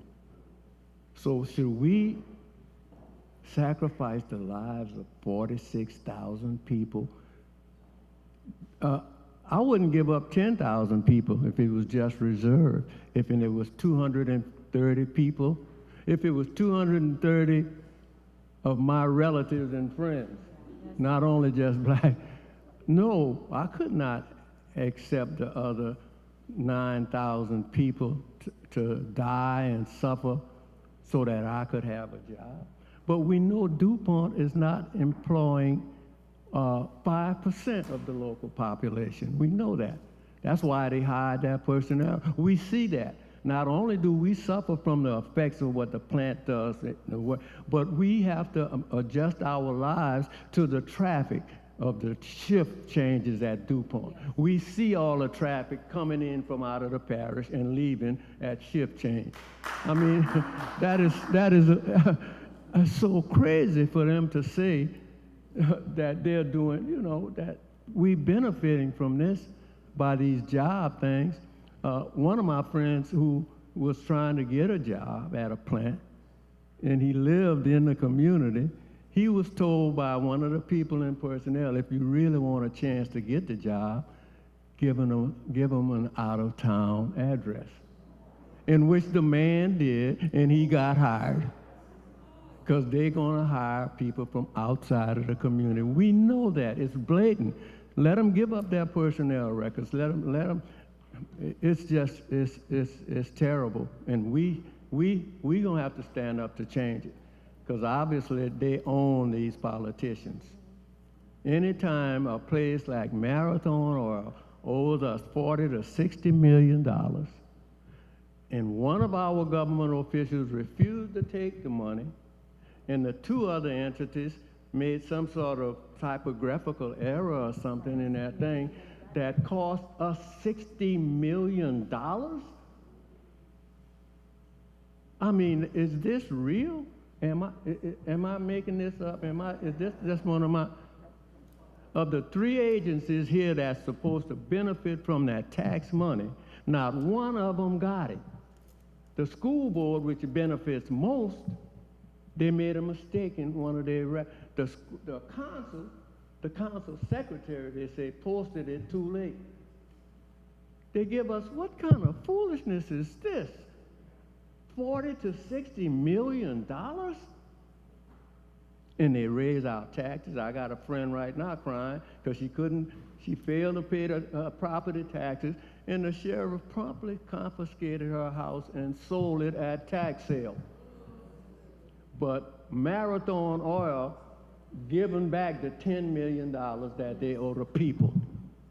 The people now have to stand up. This is beginning.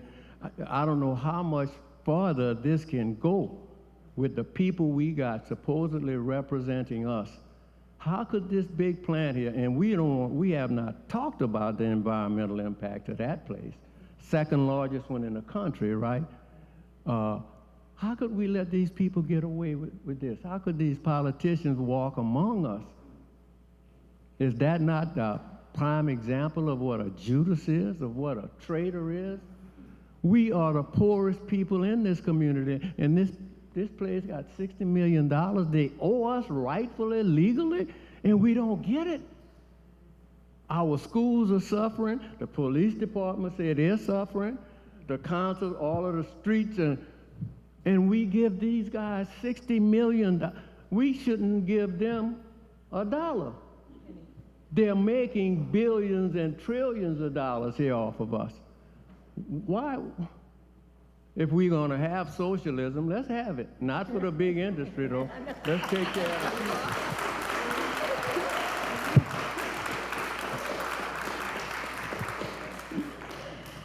All right, I'm going to wrap up with just one final question for all y'all.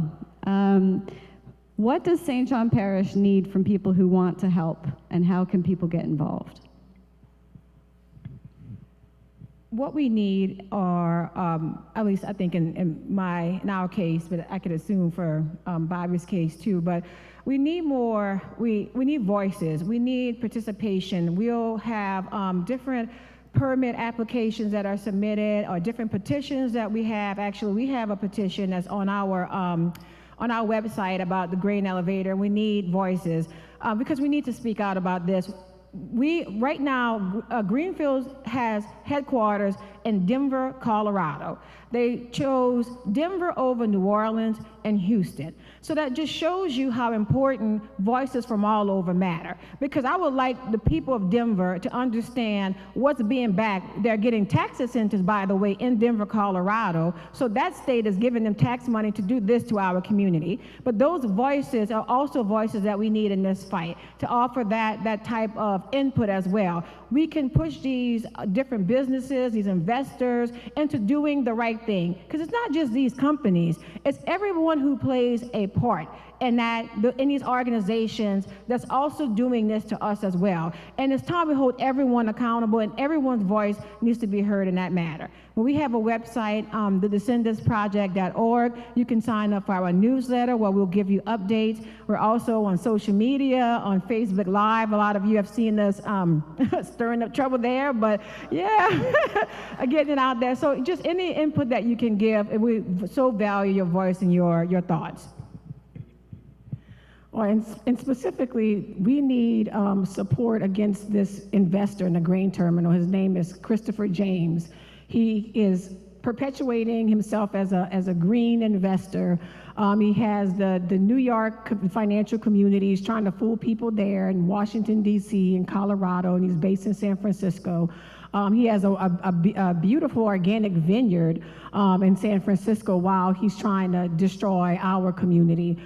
So yeah, any action, when I say action, I mean just any voice, like signing a petition, any support in that end to let the world know who this man is, we would really appreciate it. What I think we need most is each other. I think if we, the people here, that 92% of victims, if we come together in what is natural to us, love. See, one of the things we are known for our community is our openness and love and the natural way that we are attracted to each other. We have to, as a people, need to come back to that, and as a community. The only obstacle I see for us right now is disunity. The only reason they are winning, yeah, that's the only reason they are winning, is because we have not embraced each other completely as a people, as a community, and stand up for our, right now we got to stand up for our lives. They are going to wipe us out. Yes. We are a sacrificed people. It's blatant now, it's in our face. So let's do what is really natural to us. Let's love one another, and let's come together as a people. And I heard someone said it, that we are a sleeping giant. And the day we wake up, we'll change in a twinkling of an eye. And we can do it, people. We are a great people.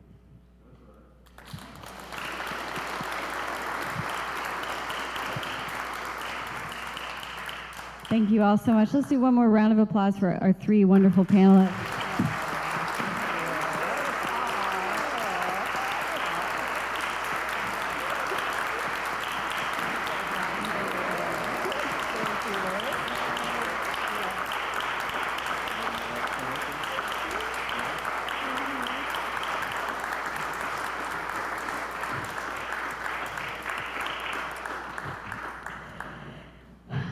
All right, everyone, we're gonna, okay, I'm back doing housekeeping. So we have lunches that Joy and Joe's parents are bringing us. So we have to, they should be coming soon, yeah. okay.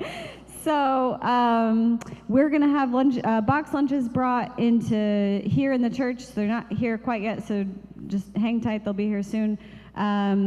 We have a little bit of a break time to eat lunch and go check out the exhibits in the visitor center and use the bathroom and everything else and chat with each other.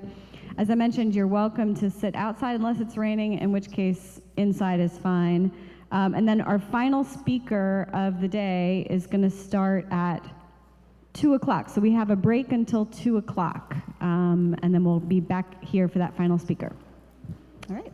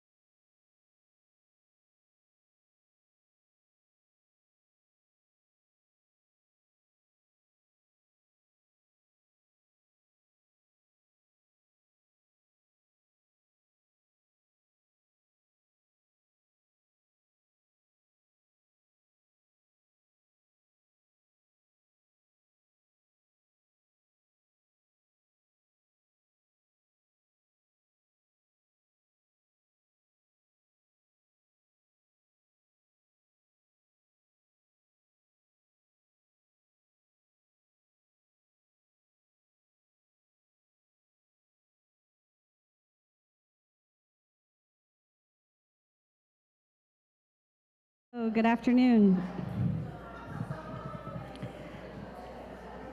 We are going to begin the final presentation of our seminar today. And I just want to thank Joy and Joe Banner, the dynamos who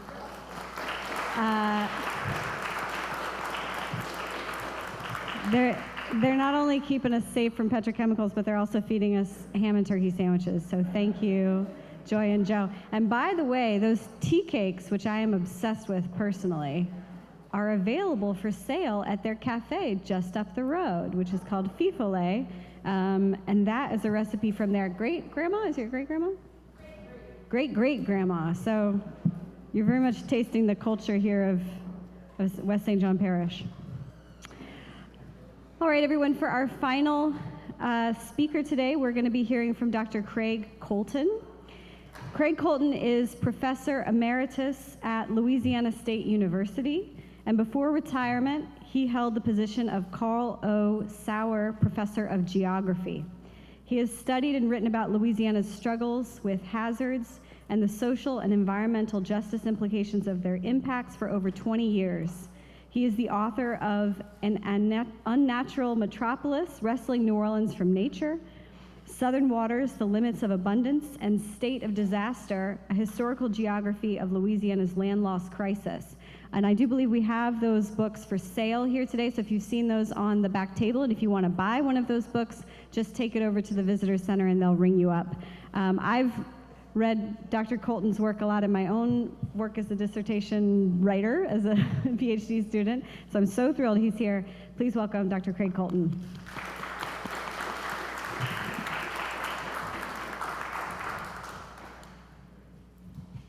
Thank you so much. It's really a pleasure to be here. I've been down here several times, and this building is just, it's a moving experience for me to be in here. And I still wait for these children to start behaving like a lot of children. They get loud and rowdy and cutting up. But these are some of the most well-behaved children I've ever been around. And I really appreciate the opportunity to be here today. Although I have a big job ahead of me, following that last panel is going to be no small feat. That was really a splendid gathering and an expression of ideas. So I think we're going to have some help with the slides. Okay.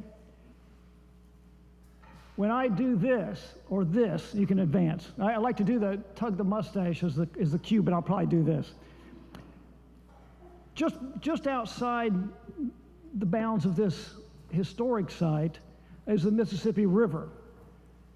It created a vast muddy floodplain and a delta that became the home for prehistoric peoples, territory contested by colonial settlers, and then over time,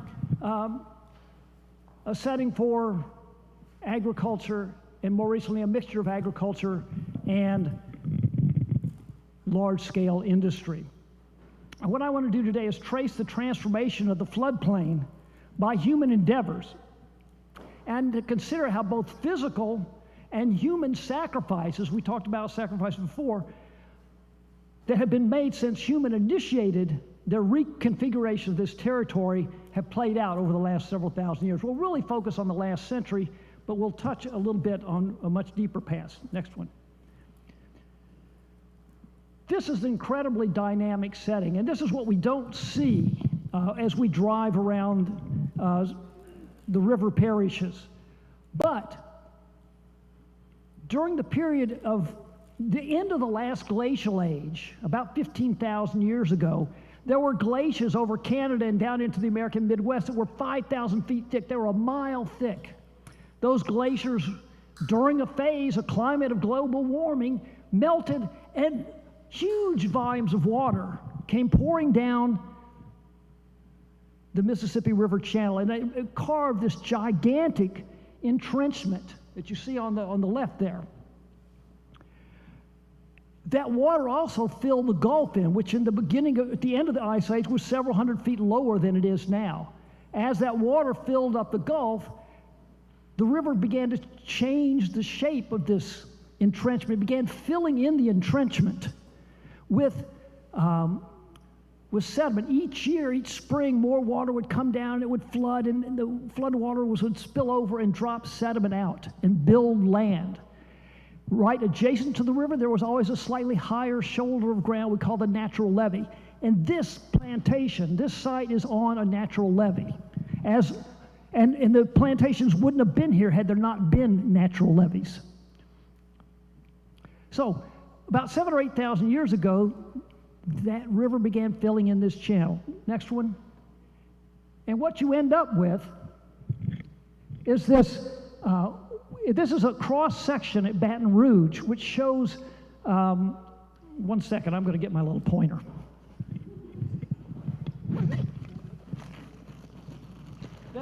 There's nothing more frustrating than a speaker waving his hand, expecting you to know where he's pointing. So, I did come semi-prepared.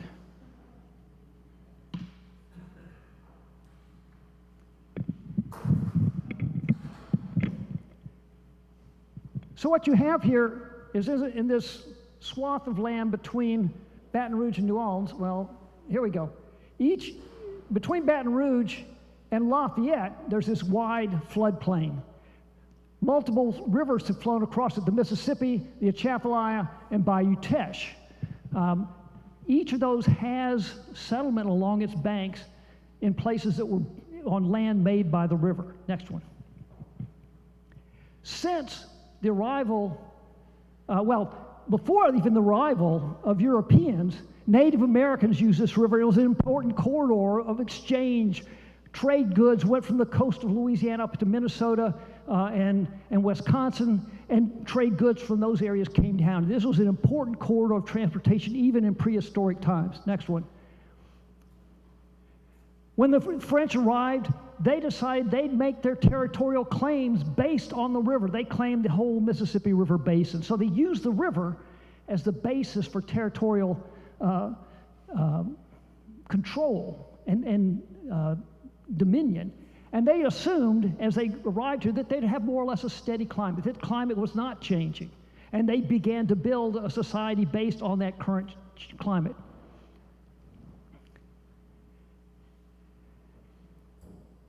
As the country became more populated, you have development further up in the basin, we begin to see the Mississippi River continue to play that role of a trade corridor. The riverboatmen floated goods down from the Ohio River Valley and the Tennessee River Valley, flowing by here down to New Orleans, and then later steamboats expanded the volume of trade on the river. And all that trade was in part influenced by the seasonality of the climate.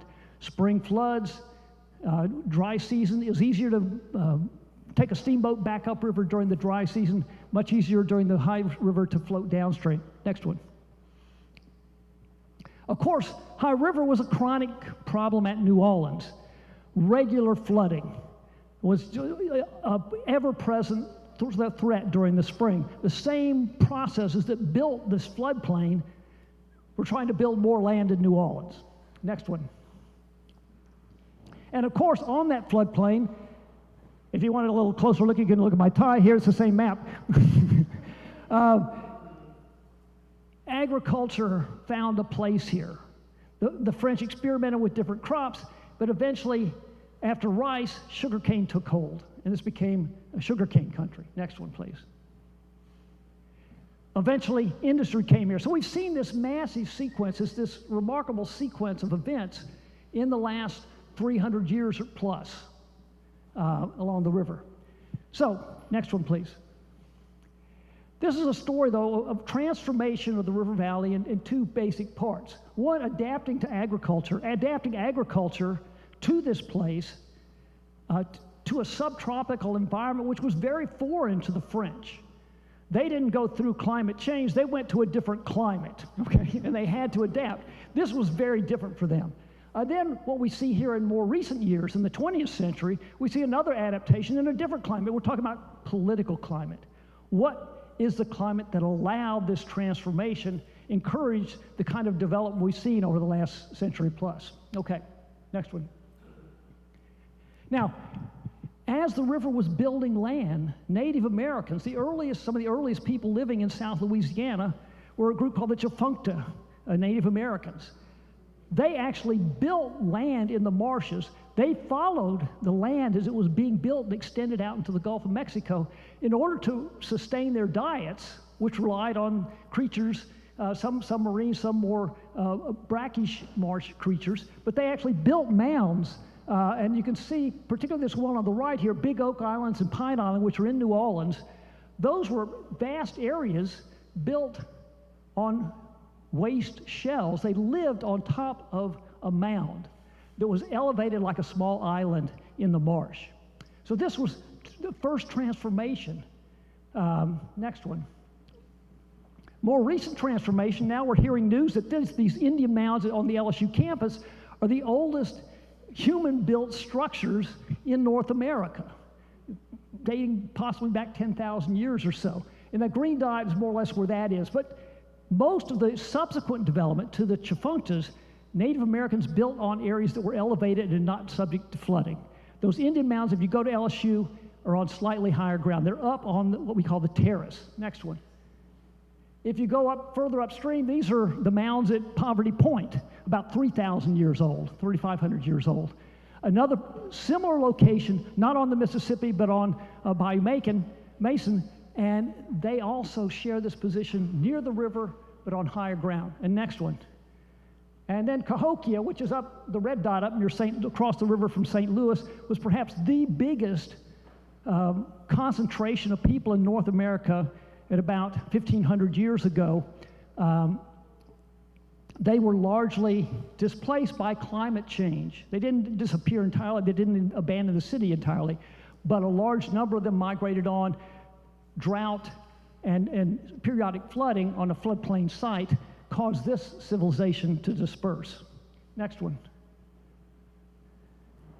The French arrived, okay, in 1719. They began building the city of New Orleans. They carved it out of a forest on the banks of the Mississippi, on the floodplain.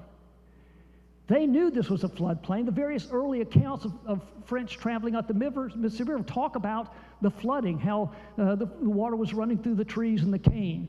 This was a place they knew to be flood prone. But there were reasons they built the city there. Next one. This was a site that was on the outer bank of the river. And it was also at a site where there was an easy portage between what became New Orleans and Lake Pontchartrain. They could sail ocean-going ships up into Lake Pontchartrain and then transfer the goods into the city and not have to sail 100 miles upriver, up current.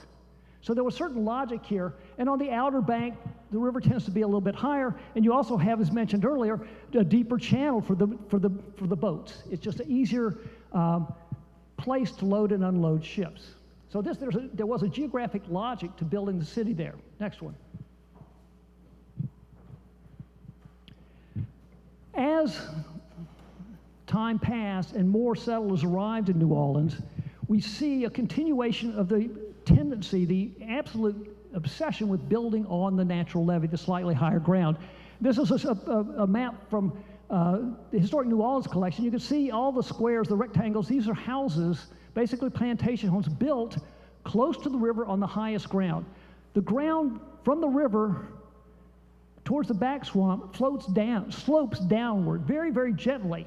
If you're riding a bicycle, you wouldn't even hardly notice the tilt, unless you're old like me and you're riding uphill. Then you even notice that half an inch per mile.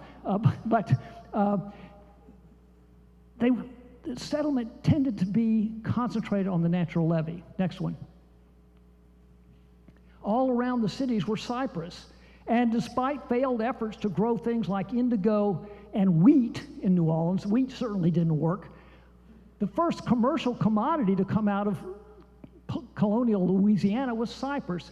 This durable wood, light wood, easy to work, was cut from the swamps around New Orleans, cut into boards, and shipped to the Caribbean to French and also Spanish consumers, even though the French weren't supposed to be trading with the Spanish. But this cypress in the back swamps, those areas off the natural levee, down where it was a little bit lower and muddier and swampier, this was the first important commercial commodity. As I mentioned before, there was a constant threat of flooding. And we see here, this is a picture that shows the levee at New Orleans. This is the French Quarter, or the Jackson Square, but this shows the bank to preserve the town from inundation. That's what that label says. So the founders of the colony of New Orleans, or the colony of Louisiana, began building levees. And in 1723, they actually passed a law saying landowners up and downstream had to continue to build levees further up and downstream so that you wouldn't have what we call backdoor flooding into New Orleans. Okay, next one. By the end of the colonial era, by statehood, we see levees had extended all the way up to Baton Rouge on the east bank, and even further upstream up to near New Roads on the west bank. This channeled the river, pitched it between the levees, and actually by the 1850s they were recognizing that made flood stages higher. And time after time, when there was a new flood, they would realize they had to build slightly taller levees. So they were building themselves into a situation, a perpetual situation. They didn't realize at the time, but when you confine a river between levees, the bottom bed tends to rise. And they didn't realize that in the 1720s or 30s or even in 1812, although it was being recognized by 1850s. But this meant they were in a perpetual process to invest more money to build bigger levees, wider levees, and they were committed, what we call path dependence. This became the only real solution to flooding. Next one, please. Now, these early levees, built by individual, paid for by individual plantation owners, built with enslaved labor, they were not necessarily perfect structures. They were inconsistent in design. They weren't always maintained as they should have been. These landowners didn't want to divert labor from cultivation to protecting their neighbors, okay? So we see this frequent process of flooding. Next one. And in part, one of the first real important adaptations was shifting from indigo to rice. Rice was grown widely up and down this part of the river in the mid-18th century. Rice was able to accommodate these spring floods. They actually talked about it as providential rice. If you had a big flood, it was good for the crop, okay? If you had the flood, it was considered good.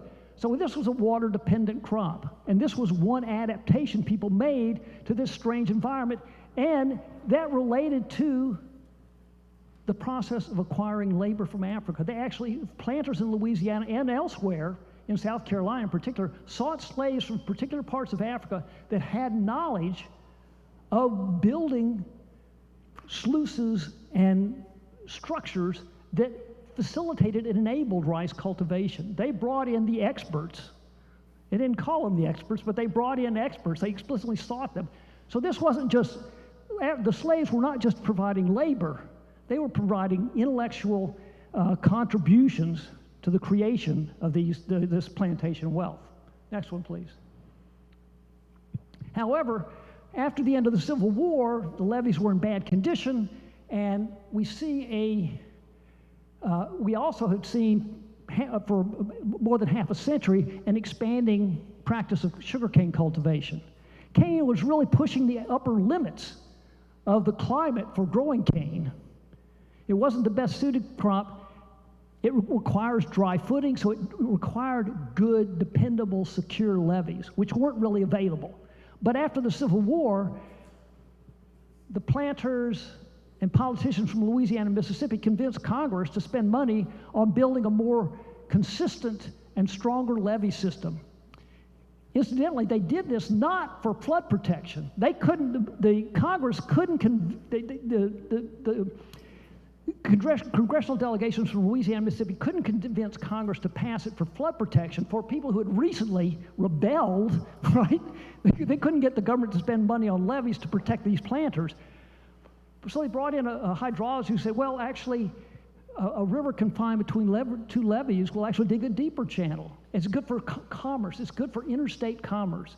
So the first levees were built for navigational purposes, not flood protection. That lasted for about half a century. But after the Civil War, we see this real push to build bigger and better levees. Next one. So those levees grew in size, and Congress created the Mississippi River Commission in 1879. Next one. And they built bigger levees. But it wasn't until 1882, when there was a massive flood, that Congress actually appropriated money towards this effort. And what we see here is a change in philosophy in how to build levees. Rather than have what they called, rather than allowing natural outlets, bayous, serve as escape hatches, safety valves, they closed off all the old bayous, Bayou Lafourche, Bayou Plaquemine, Bayou Manchac. They built levees over the mouths or the upper end of those bayous, kept everything in the main channel. This was a levees-only approach. It was going to be cheaper than building levees along all the outlets and the river, okay? And it was something really favored by the people in New Orleans. But this closed the distributaries. Next one, please. As that was going on in this post-war period, we also see a process where investors from the Midwest and these big timber companies began investing in cypress lands and cypress mills in the Atchafalaya. So we begin to see the transformation of the Mississippi River Basin, moving away from just the river, the main river, but into the Atchafalaya, which is functionally part of the Mississippi River system. So they went into the Atchafalaya Basin to harvest these trees. Next one. They brought in crews, they brought in technology, and they began denuding the Atchafalaya Basin of cypress trees. Next one, please. Now I've got to check my notes here.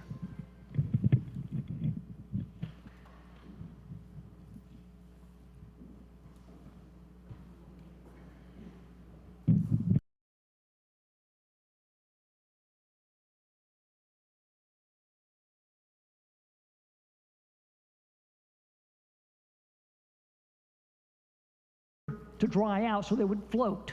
And then they'd bring them out to these cypress mills that were all around the edge of the Atchafalaya Basin, and that enabled them to harvest huge territories. In 1880, Louisiana had about 1.6 million acres of cypress forest. By 1934, there were only 22,000 acres left. 1.6 million to 22,000. This was one of the sacrifices made. The cypress forest, which doesn't grow back rapidly, was basically sacrificed for investors, mainly from the Middle West. Next one.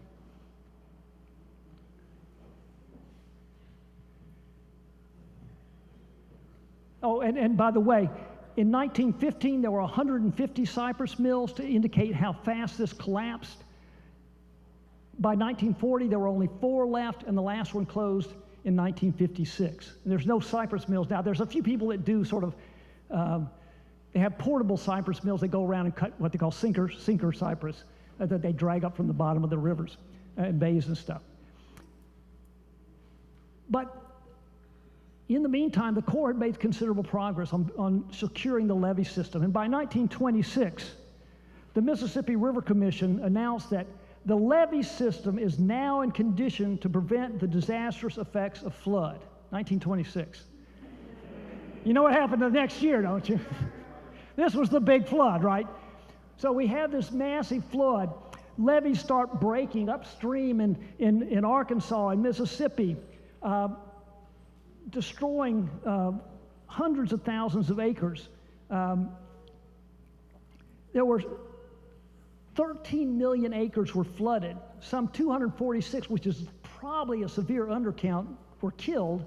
137,000 buildings destroyed, and nearly 750,000 people driven from their homes. And we didn't have the kind of population density that we did during Katrina. And only about 800,000 people evacuated from New Orleans from Katrina. So these were huge and devastating numbers. And this event, the failure of the levee system, was a huge humiliation for the Corps, particularly with their audacity and their hubris that the point they made the year before. So, next one, please. So that year, the Corps of Engineers said, we're going to scrap this levees only and go to a policy they call levees and outlets. They're going to reintroduce safety valves. They're going to create artificial outlets. One, they're going to use the Atchafalaya Basin, which was still sort of functioning as a safety valve, but they also talked about building one, which is now the Bonnie Carey Spillway, and then they talked about building another one down south of New Orleans, downstream from New Orleans at Carnarvon. The first two were built, the Atchafalaya and the Bonnie Carey. The Carnarvon was never constructed. But that was to, in part, provide protection, but they also invested in building bigger and taller levees. And so we see what happens when you build levees 2 or 3 feet higher. You have to have a lot more width. It takes 5 to 6 feet of width to support at least a foot of elevation and height. So you already had people in towns up and down the river living close to the levee in these little towns. That meant whole neighborhoods were knocked out. This is a picture of Plaquemine, which you can't see very well, but go to the next one. The 3 circles, and the one on the left is 1925, before the levees were enlarged. The other one's 1930, after the levees were enlarged. And you can see these whole neighborhoods were erased. Who lived near the levees? Like in most cases, low-income minority population. People who lived near the river worked oftentimes as stevedores and people who loaded the boats and cut wood and supplied the boats with fuel. Next one, please. Bayou Gula, downstream from Plaquemine, not too far, was another place where there was dislocation. Bayou Gula, there were 16 stores and 92 dwellings that had to be relocated. Really disruptive to community. This was largely an African-American community. Next one. If we also look at the broader plan here, this is a plan for the Bonnie Carey Spillway. And I have encircled these little towns. The Corps of Engineers were really masters of cartography for development, okay? They didn't show where people lived. They had these little tiny dots that look like towns are inconsequential, that nobody's going to be disturbed, and they don't show the cemeteries, they don't show the communities, the houses that were actually removed, okay? Next one. Likewise, in the Atchafalaya Basin, they show a few little towns on the outskirts, but nothing that was going to happen inside the Atchafalaya. So these were the plans, basically cartographically removing the population who'd be impacted the most. Next one.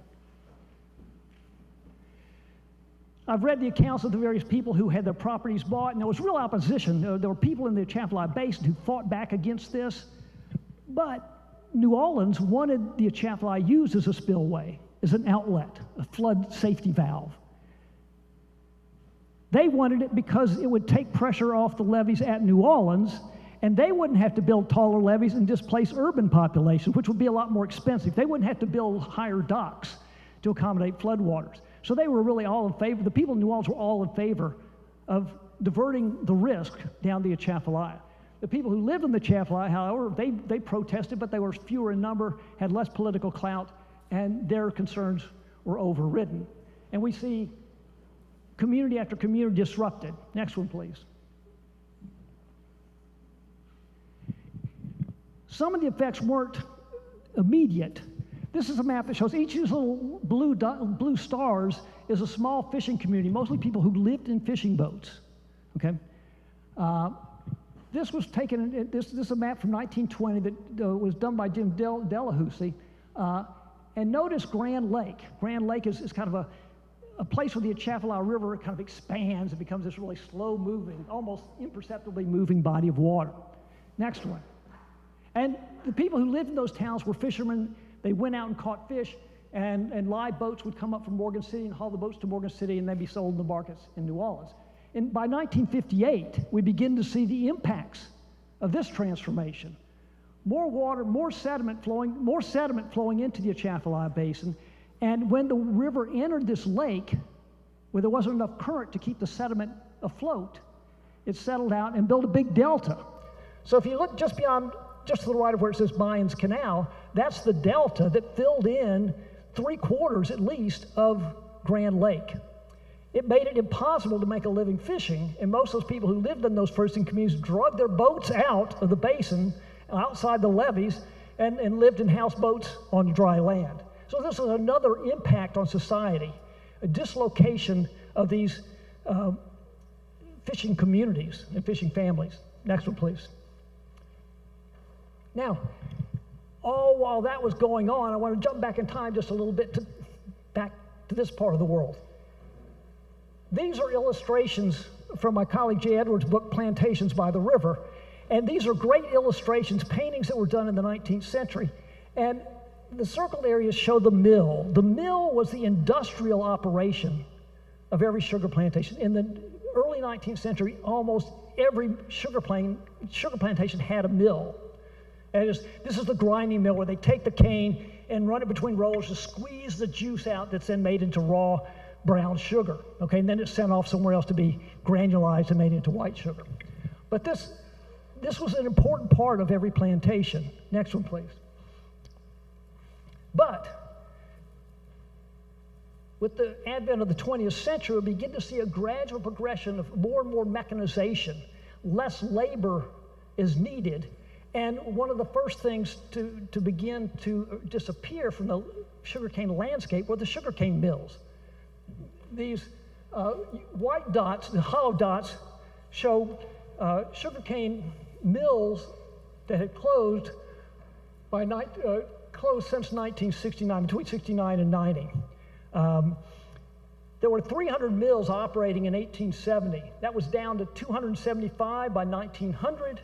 By 1930, there were 70 and only 20 in 1996, and that's probably been cut about in half since then. This was a matter of economics of scale. With machinery, people could harvest more cane, but they could also haul their cane longer distances with tractors or trucks to a grinding mill. So there wasn't a need for every plantation to maintain a mill, which are expensive and require labor, okay?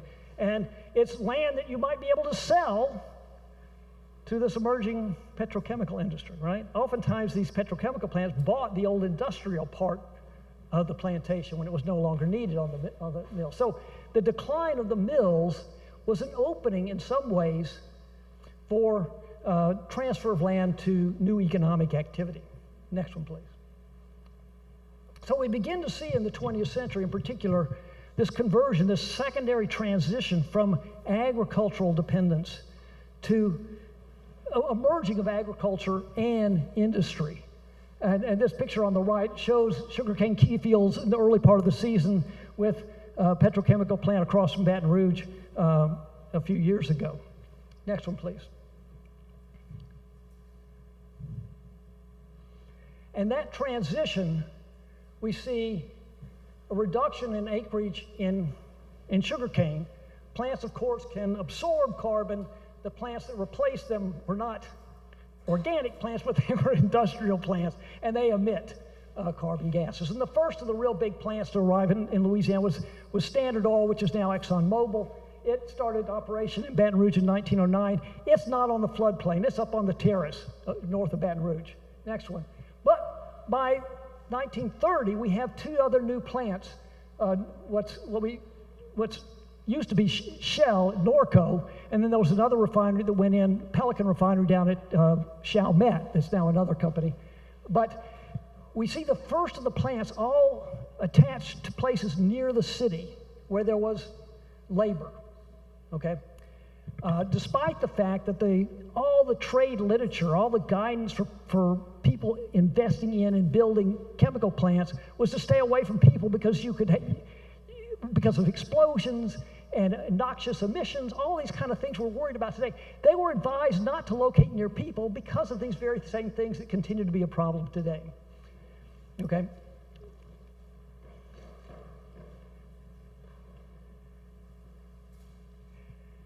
They also located near the river. We've heard people talk about that already. The river was really important for transportation.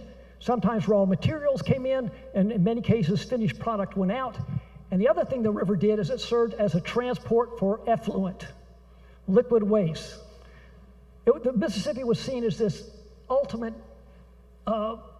unquenchable diluting machine, that it could handle as much discharge as could be thrown at it. Next one, please. So after World War II, we see a secondary phase of industrial plant expansion.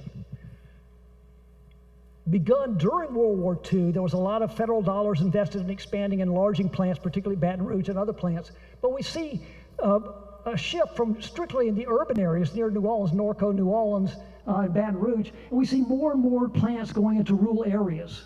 And despite the guidance to stay away from people, these plants began building in rural areas because they didn't see the people who were there. Just like the Corps didn't include the people on their maps, the site selection groups from these companies didn't see, in many cases, these small African American communities that have become, in some cases, fence row communities. Next one. So we see this real expansion into the rural areas. We also see an expansion of water pollution that was occurring. The state actually had a water pollution control commission that it started in 1940. And what's really interesting about that is the companies who were being regulated actually paid the salary of the people who wrote what the standards were, how much of a concentration of chemicals could be put into the rivers. This is documented in state records. The state really created this favorable climate, this favorable political climate for industry. We heard about the tax breaks and all those kind of things, which I'm not going to get into because that was covered earlier. But we see pollution getting worse and worse. And by the 1950s, both the U.S. Public Health Service and the U.S. Geological Survey were talking about the concerns with water pollution.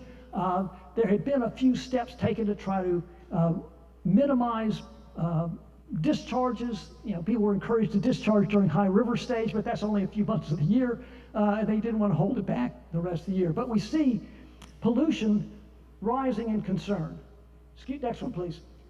And the real turning point with pollution occurred in 1963 when there was a massive release of Adjourn. Adjourn is a chemical used to kill a pest that gets into sugarcane. And everybody assumed it was stuff that was running off the sugarcane fields down here. Killed some 5 million fish in the river and out into the Gulf of Mexico. Nobody knows the exact total, of course, but that's an estimate. But this was just after Rachel Carson's book, Silent Spring, that talked about the risk of chemicals in the environment. The chemical industry really fought back vigorously against this. And basically they said, okay, the industry and federal agencies realized it was not from agriculture, but from an Adjourn manufacturer up in Memphis that had released the chemical into the river. So the chemical industry side relief, because it's one company, it's not all of us, right? It's not the companies down here, they were let off the hook. But this still sparked additional concern and additional awareness, and was one of the things that led to the first real effective federal laws, the Clean Water Act in 1972. It contributed to that. And ultimately, with the passage of laws in the 1970s and 1980s, environmental laws, we begin to see less pollution going into the river. That's a good thing, yes, but there was still waste. And we begin to see more and more waste going from the water into the atmosphere. Next one, I'm sorry, I didn't give you the cue. We see more stuff going into the atmosphere and onto land. This picture on the left is Willie Fontenot's picture of the ExxonMobil explosion in 1989. I'm sorry, it's a little dark. But that's atmospheric emissions, and we still have considerable atmospheric emissions. The other picture on the right is this Superfund site, which was a dump operated by a commercial operator who would take waste from the companies and put them in a big excavation just outside Baton Rouge. And so we see a shift from the water sink to the atmospheric sink and a land sink. Next one, please. And there are a lot of people contributing to this. This is a map from a textbook that I co-authored. It shows there's some 109 industries, and that's not all of them, between basically just from St. Francisville to downstream from New Orleans. This is a huge number. And, you know, most people would look at this and say, oh, that's a map of economic success. Big industry, right? Next one. But when you take the names of these familiar companies off and put the chemicals they're producing on, you get a whole different thing. These are these 5, 6 syllable words of all the chemicals produced, and it doesn't even indicate the waste products But this is what I think people have become aware of in recent decades, and not just in recent years, but really since the 1980s. Next one, please. This shows the little purple triangles are toxic release sites where toxic emissions are released, and Louisiana typically ranks in the top 5 nationally in toxic releases. These are legally permitted releases reported by industry.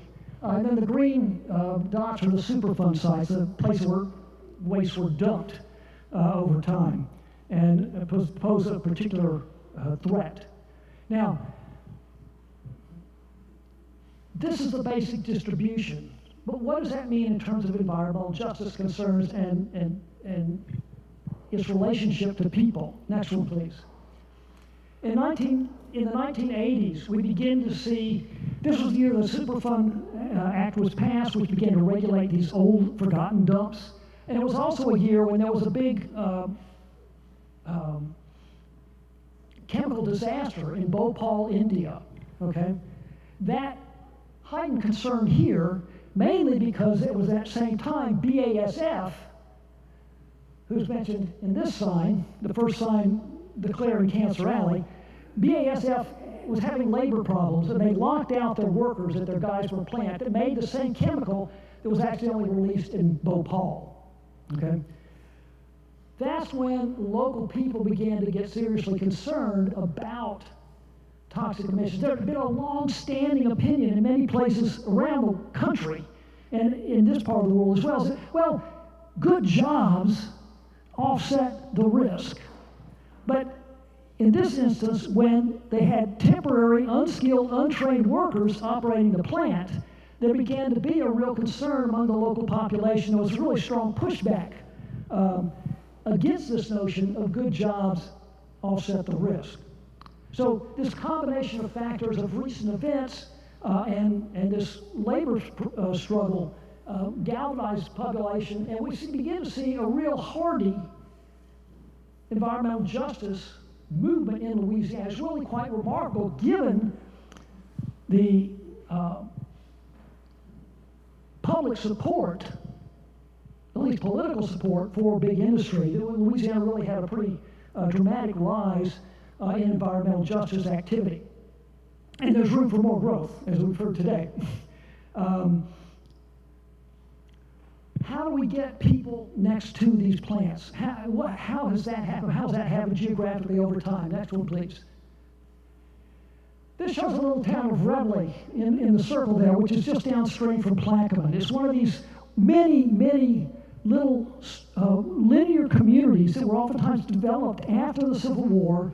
Emancipated enslaved laborers were given a strip of land, a little tiny strip of land, one little street wide enough for a row of houses on either side of the street. Plantation owners wanted to keep the labor close at hand, so they gave them this property. They had to pay rent, of course, or buy the property, but they made this sort of housing accommodation because they needed these people who were skilled at maintaining the mills, okay? So you have a lot of these little narrow linear communities. Next one. And what we see here from that map from 1950 and 1998, notice Redley, that town is gone. The property was bought out by, this is a Georgia Pacific plant, and the community was completely dispersed, disintegrated, scattered. You lose community.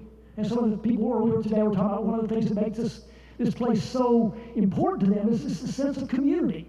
Well, that was being demolished. Next one, please. We see the same sort of thing in Baton Rouge. Across from the, adjacent to the ExxonMobil's, there used to be kind of an L-shaped workers' community that was actually initially built by a subsidiary of ExxonMobil, and it initially, through the 1920s, housed largely white workers who worked within walking distance of the mill of ExxonMobil. By the 60s and 70s, that neighborhood was undergoing some racial turnover. It was the white workers were moving to the white suburbs, white flight was in action, and we began to see this neighborhood change its color. And after that big explosion in 1989, ExxonMobil bought as many of those houses as they possibly could. Not because they were following the guidance to make sure that people weren't near the plant. They didn't want to get a lawsuit if the explosion went off and the house was shattered or people were suffered an injury. So they were buying themselves what we call a green buffer zone, okay? And so we see, it's hard to see here, but this area just south and just to the east is this giant swath of green space that ExxonMobil maintains today. It looks like a park, but there's a few scattered houses, still a degree of legal, a buffer against legal liability. Next one, please. Similarly, at Plaquemine, the Dow plant in Plaquemine, there's a historic plaque now showing where Morrisonville was, which was a little African-American community adjacent to the Dow plant. Dow bought it, dispersed them, and the residents can go one day out of the year to visit the graves of their family members that are still within the Dow property. Okay, so this was dismantling community, and I'm sure the companies would say, well, we're also saving them from exposure, and yes, to a degree they are, but there are plenty of examples where they haven't. The people down at Norco, in the little community of Diamond, fought for years to get a buyout. They finally did achieve that, but it was done not so much for altruistic reasons as a way, rather as a means to avoid liability risk. Next one. That's it? Next one, please. There should be a couple more. Yeah, here we go. Now, I'm almost done here. When the companies come into Louisiana, they have to file for a permit to build. And this is a map from one of the Shintech applications.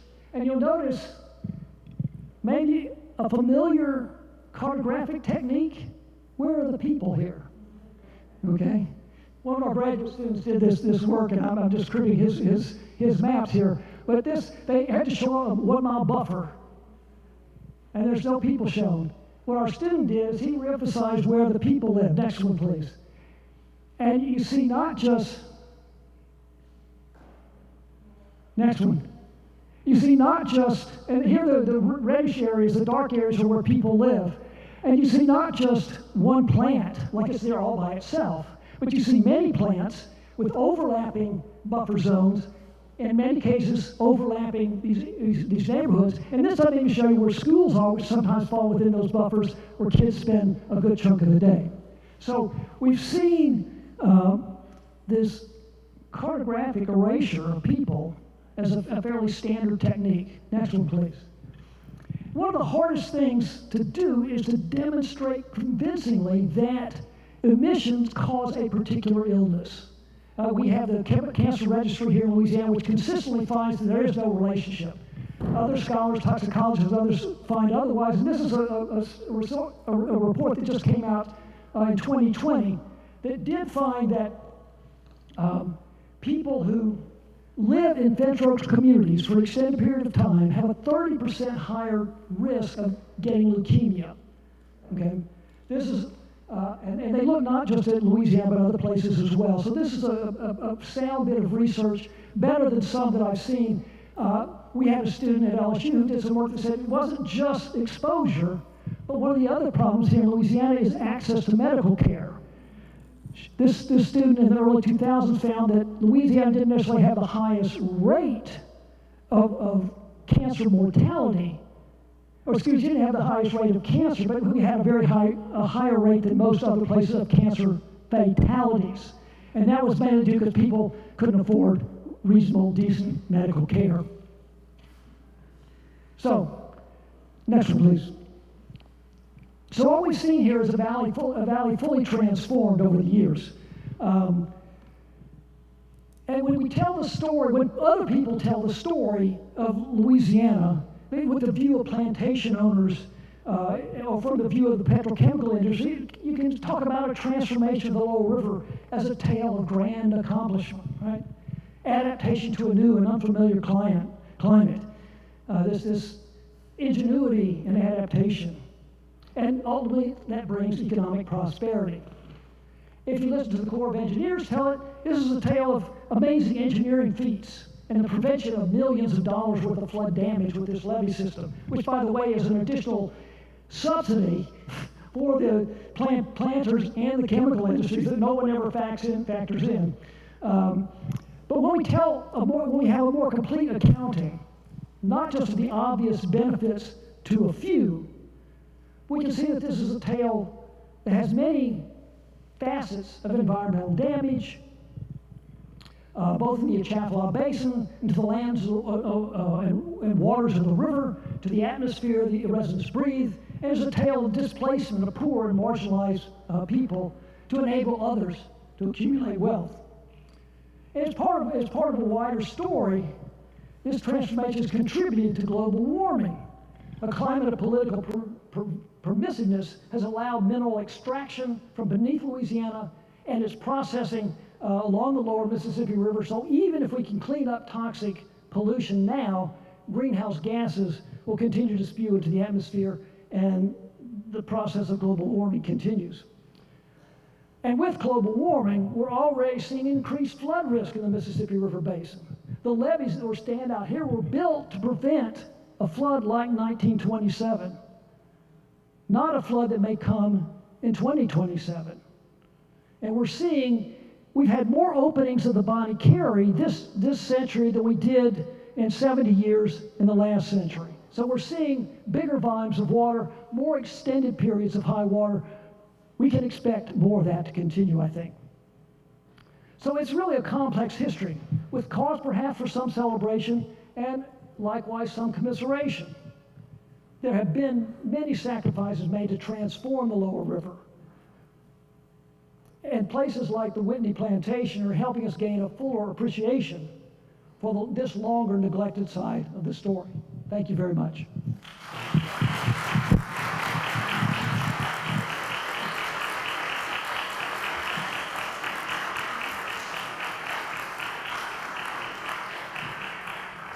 I'll be happy to take some questions if there's time. Let's see, we have, I neglected to do a Q&A before lunch, but we do have about just a couple minutes if there's any questions. We're gonna have to share our microphone. Yeah.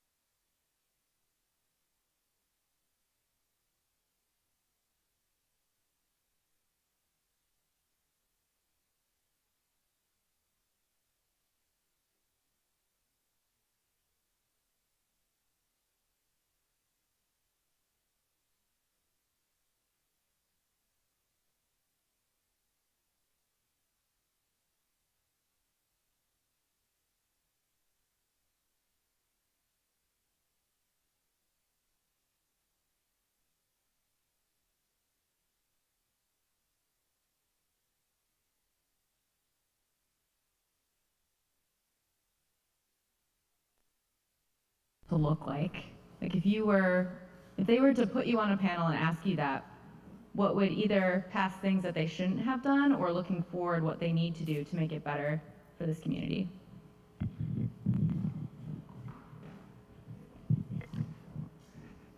That's a tall order, and I think I would run away from an invitation to serve on such a body. Yeah. But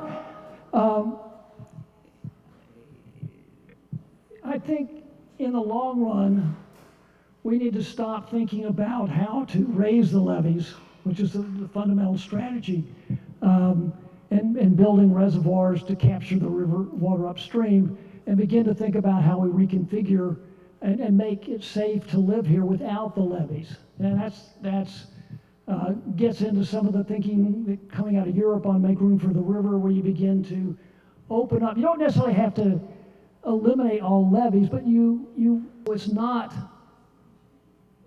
so that flood stages aren't getting higher every year, that there's room for the river to meander a bit more.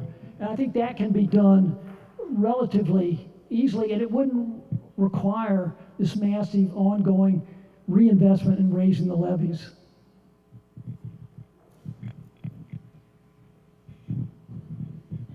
I just really appreciate you showing with the Corps of Engineers and the maps and the communities erased. Because me, Ashley, and Joe, I think were the only ones here that were part of the Section 106 process, which is the historic preservation side of it. Anytime there's a project that applies for federal permitting, then there's this process where you're protecting the historic, where there's a review of the historical resources that are involved. And we were consulting we were given consulting status, and so was Whitney. And some of the maps that were shown to us, the renderings of the grain terminal, was what was massive, but there was nothing around it. And so we were all sitting in a meeting, with the Corps of Engineers, and we gasped, like, oh my God, where is the houses? And immediately someone from the Corps of Engineers side said, no, this is just the standard. It's not them, it's just that's the industry standard, it's just the facility. So I think it's really, I just want to point out that is absolutely true, the way that this is being used as, this is standard operating procedure for you to be erased, right? And the idea of like, maybe the procedure needs to change was not the issue, it's just, y'all just need to calm down, folks. So I just really appreciate you bringing that out in your presentation today. And thank you. And I will say that there might have been a little bit firmer rationale in the 1920s for having very simple maps. There's no reason today, with this satellite imagery, you can show the houses. There's really no reason today.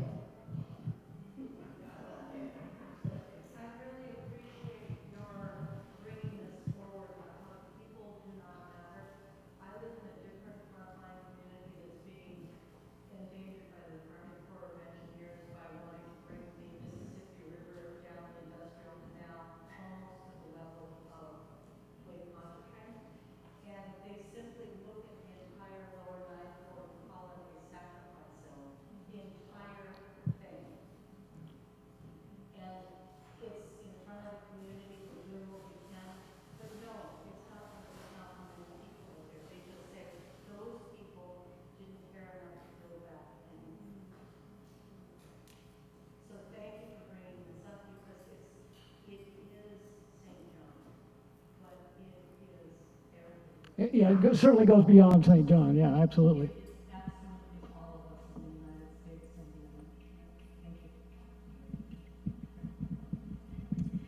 Well, thank you so much, Dr. Colten. If we can give a round of applause.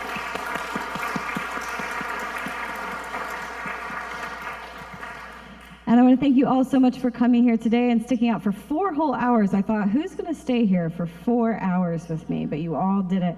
We'll be here kind of cleaning up, so if you do have any questions for any of us who put this together, I'm sure people would be happy to answer those questions. Again, books for sale, and please come back and visit Whitney Plantation for a regular tour on one of our regular days. So thank you so much.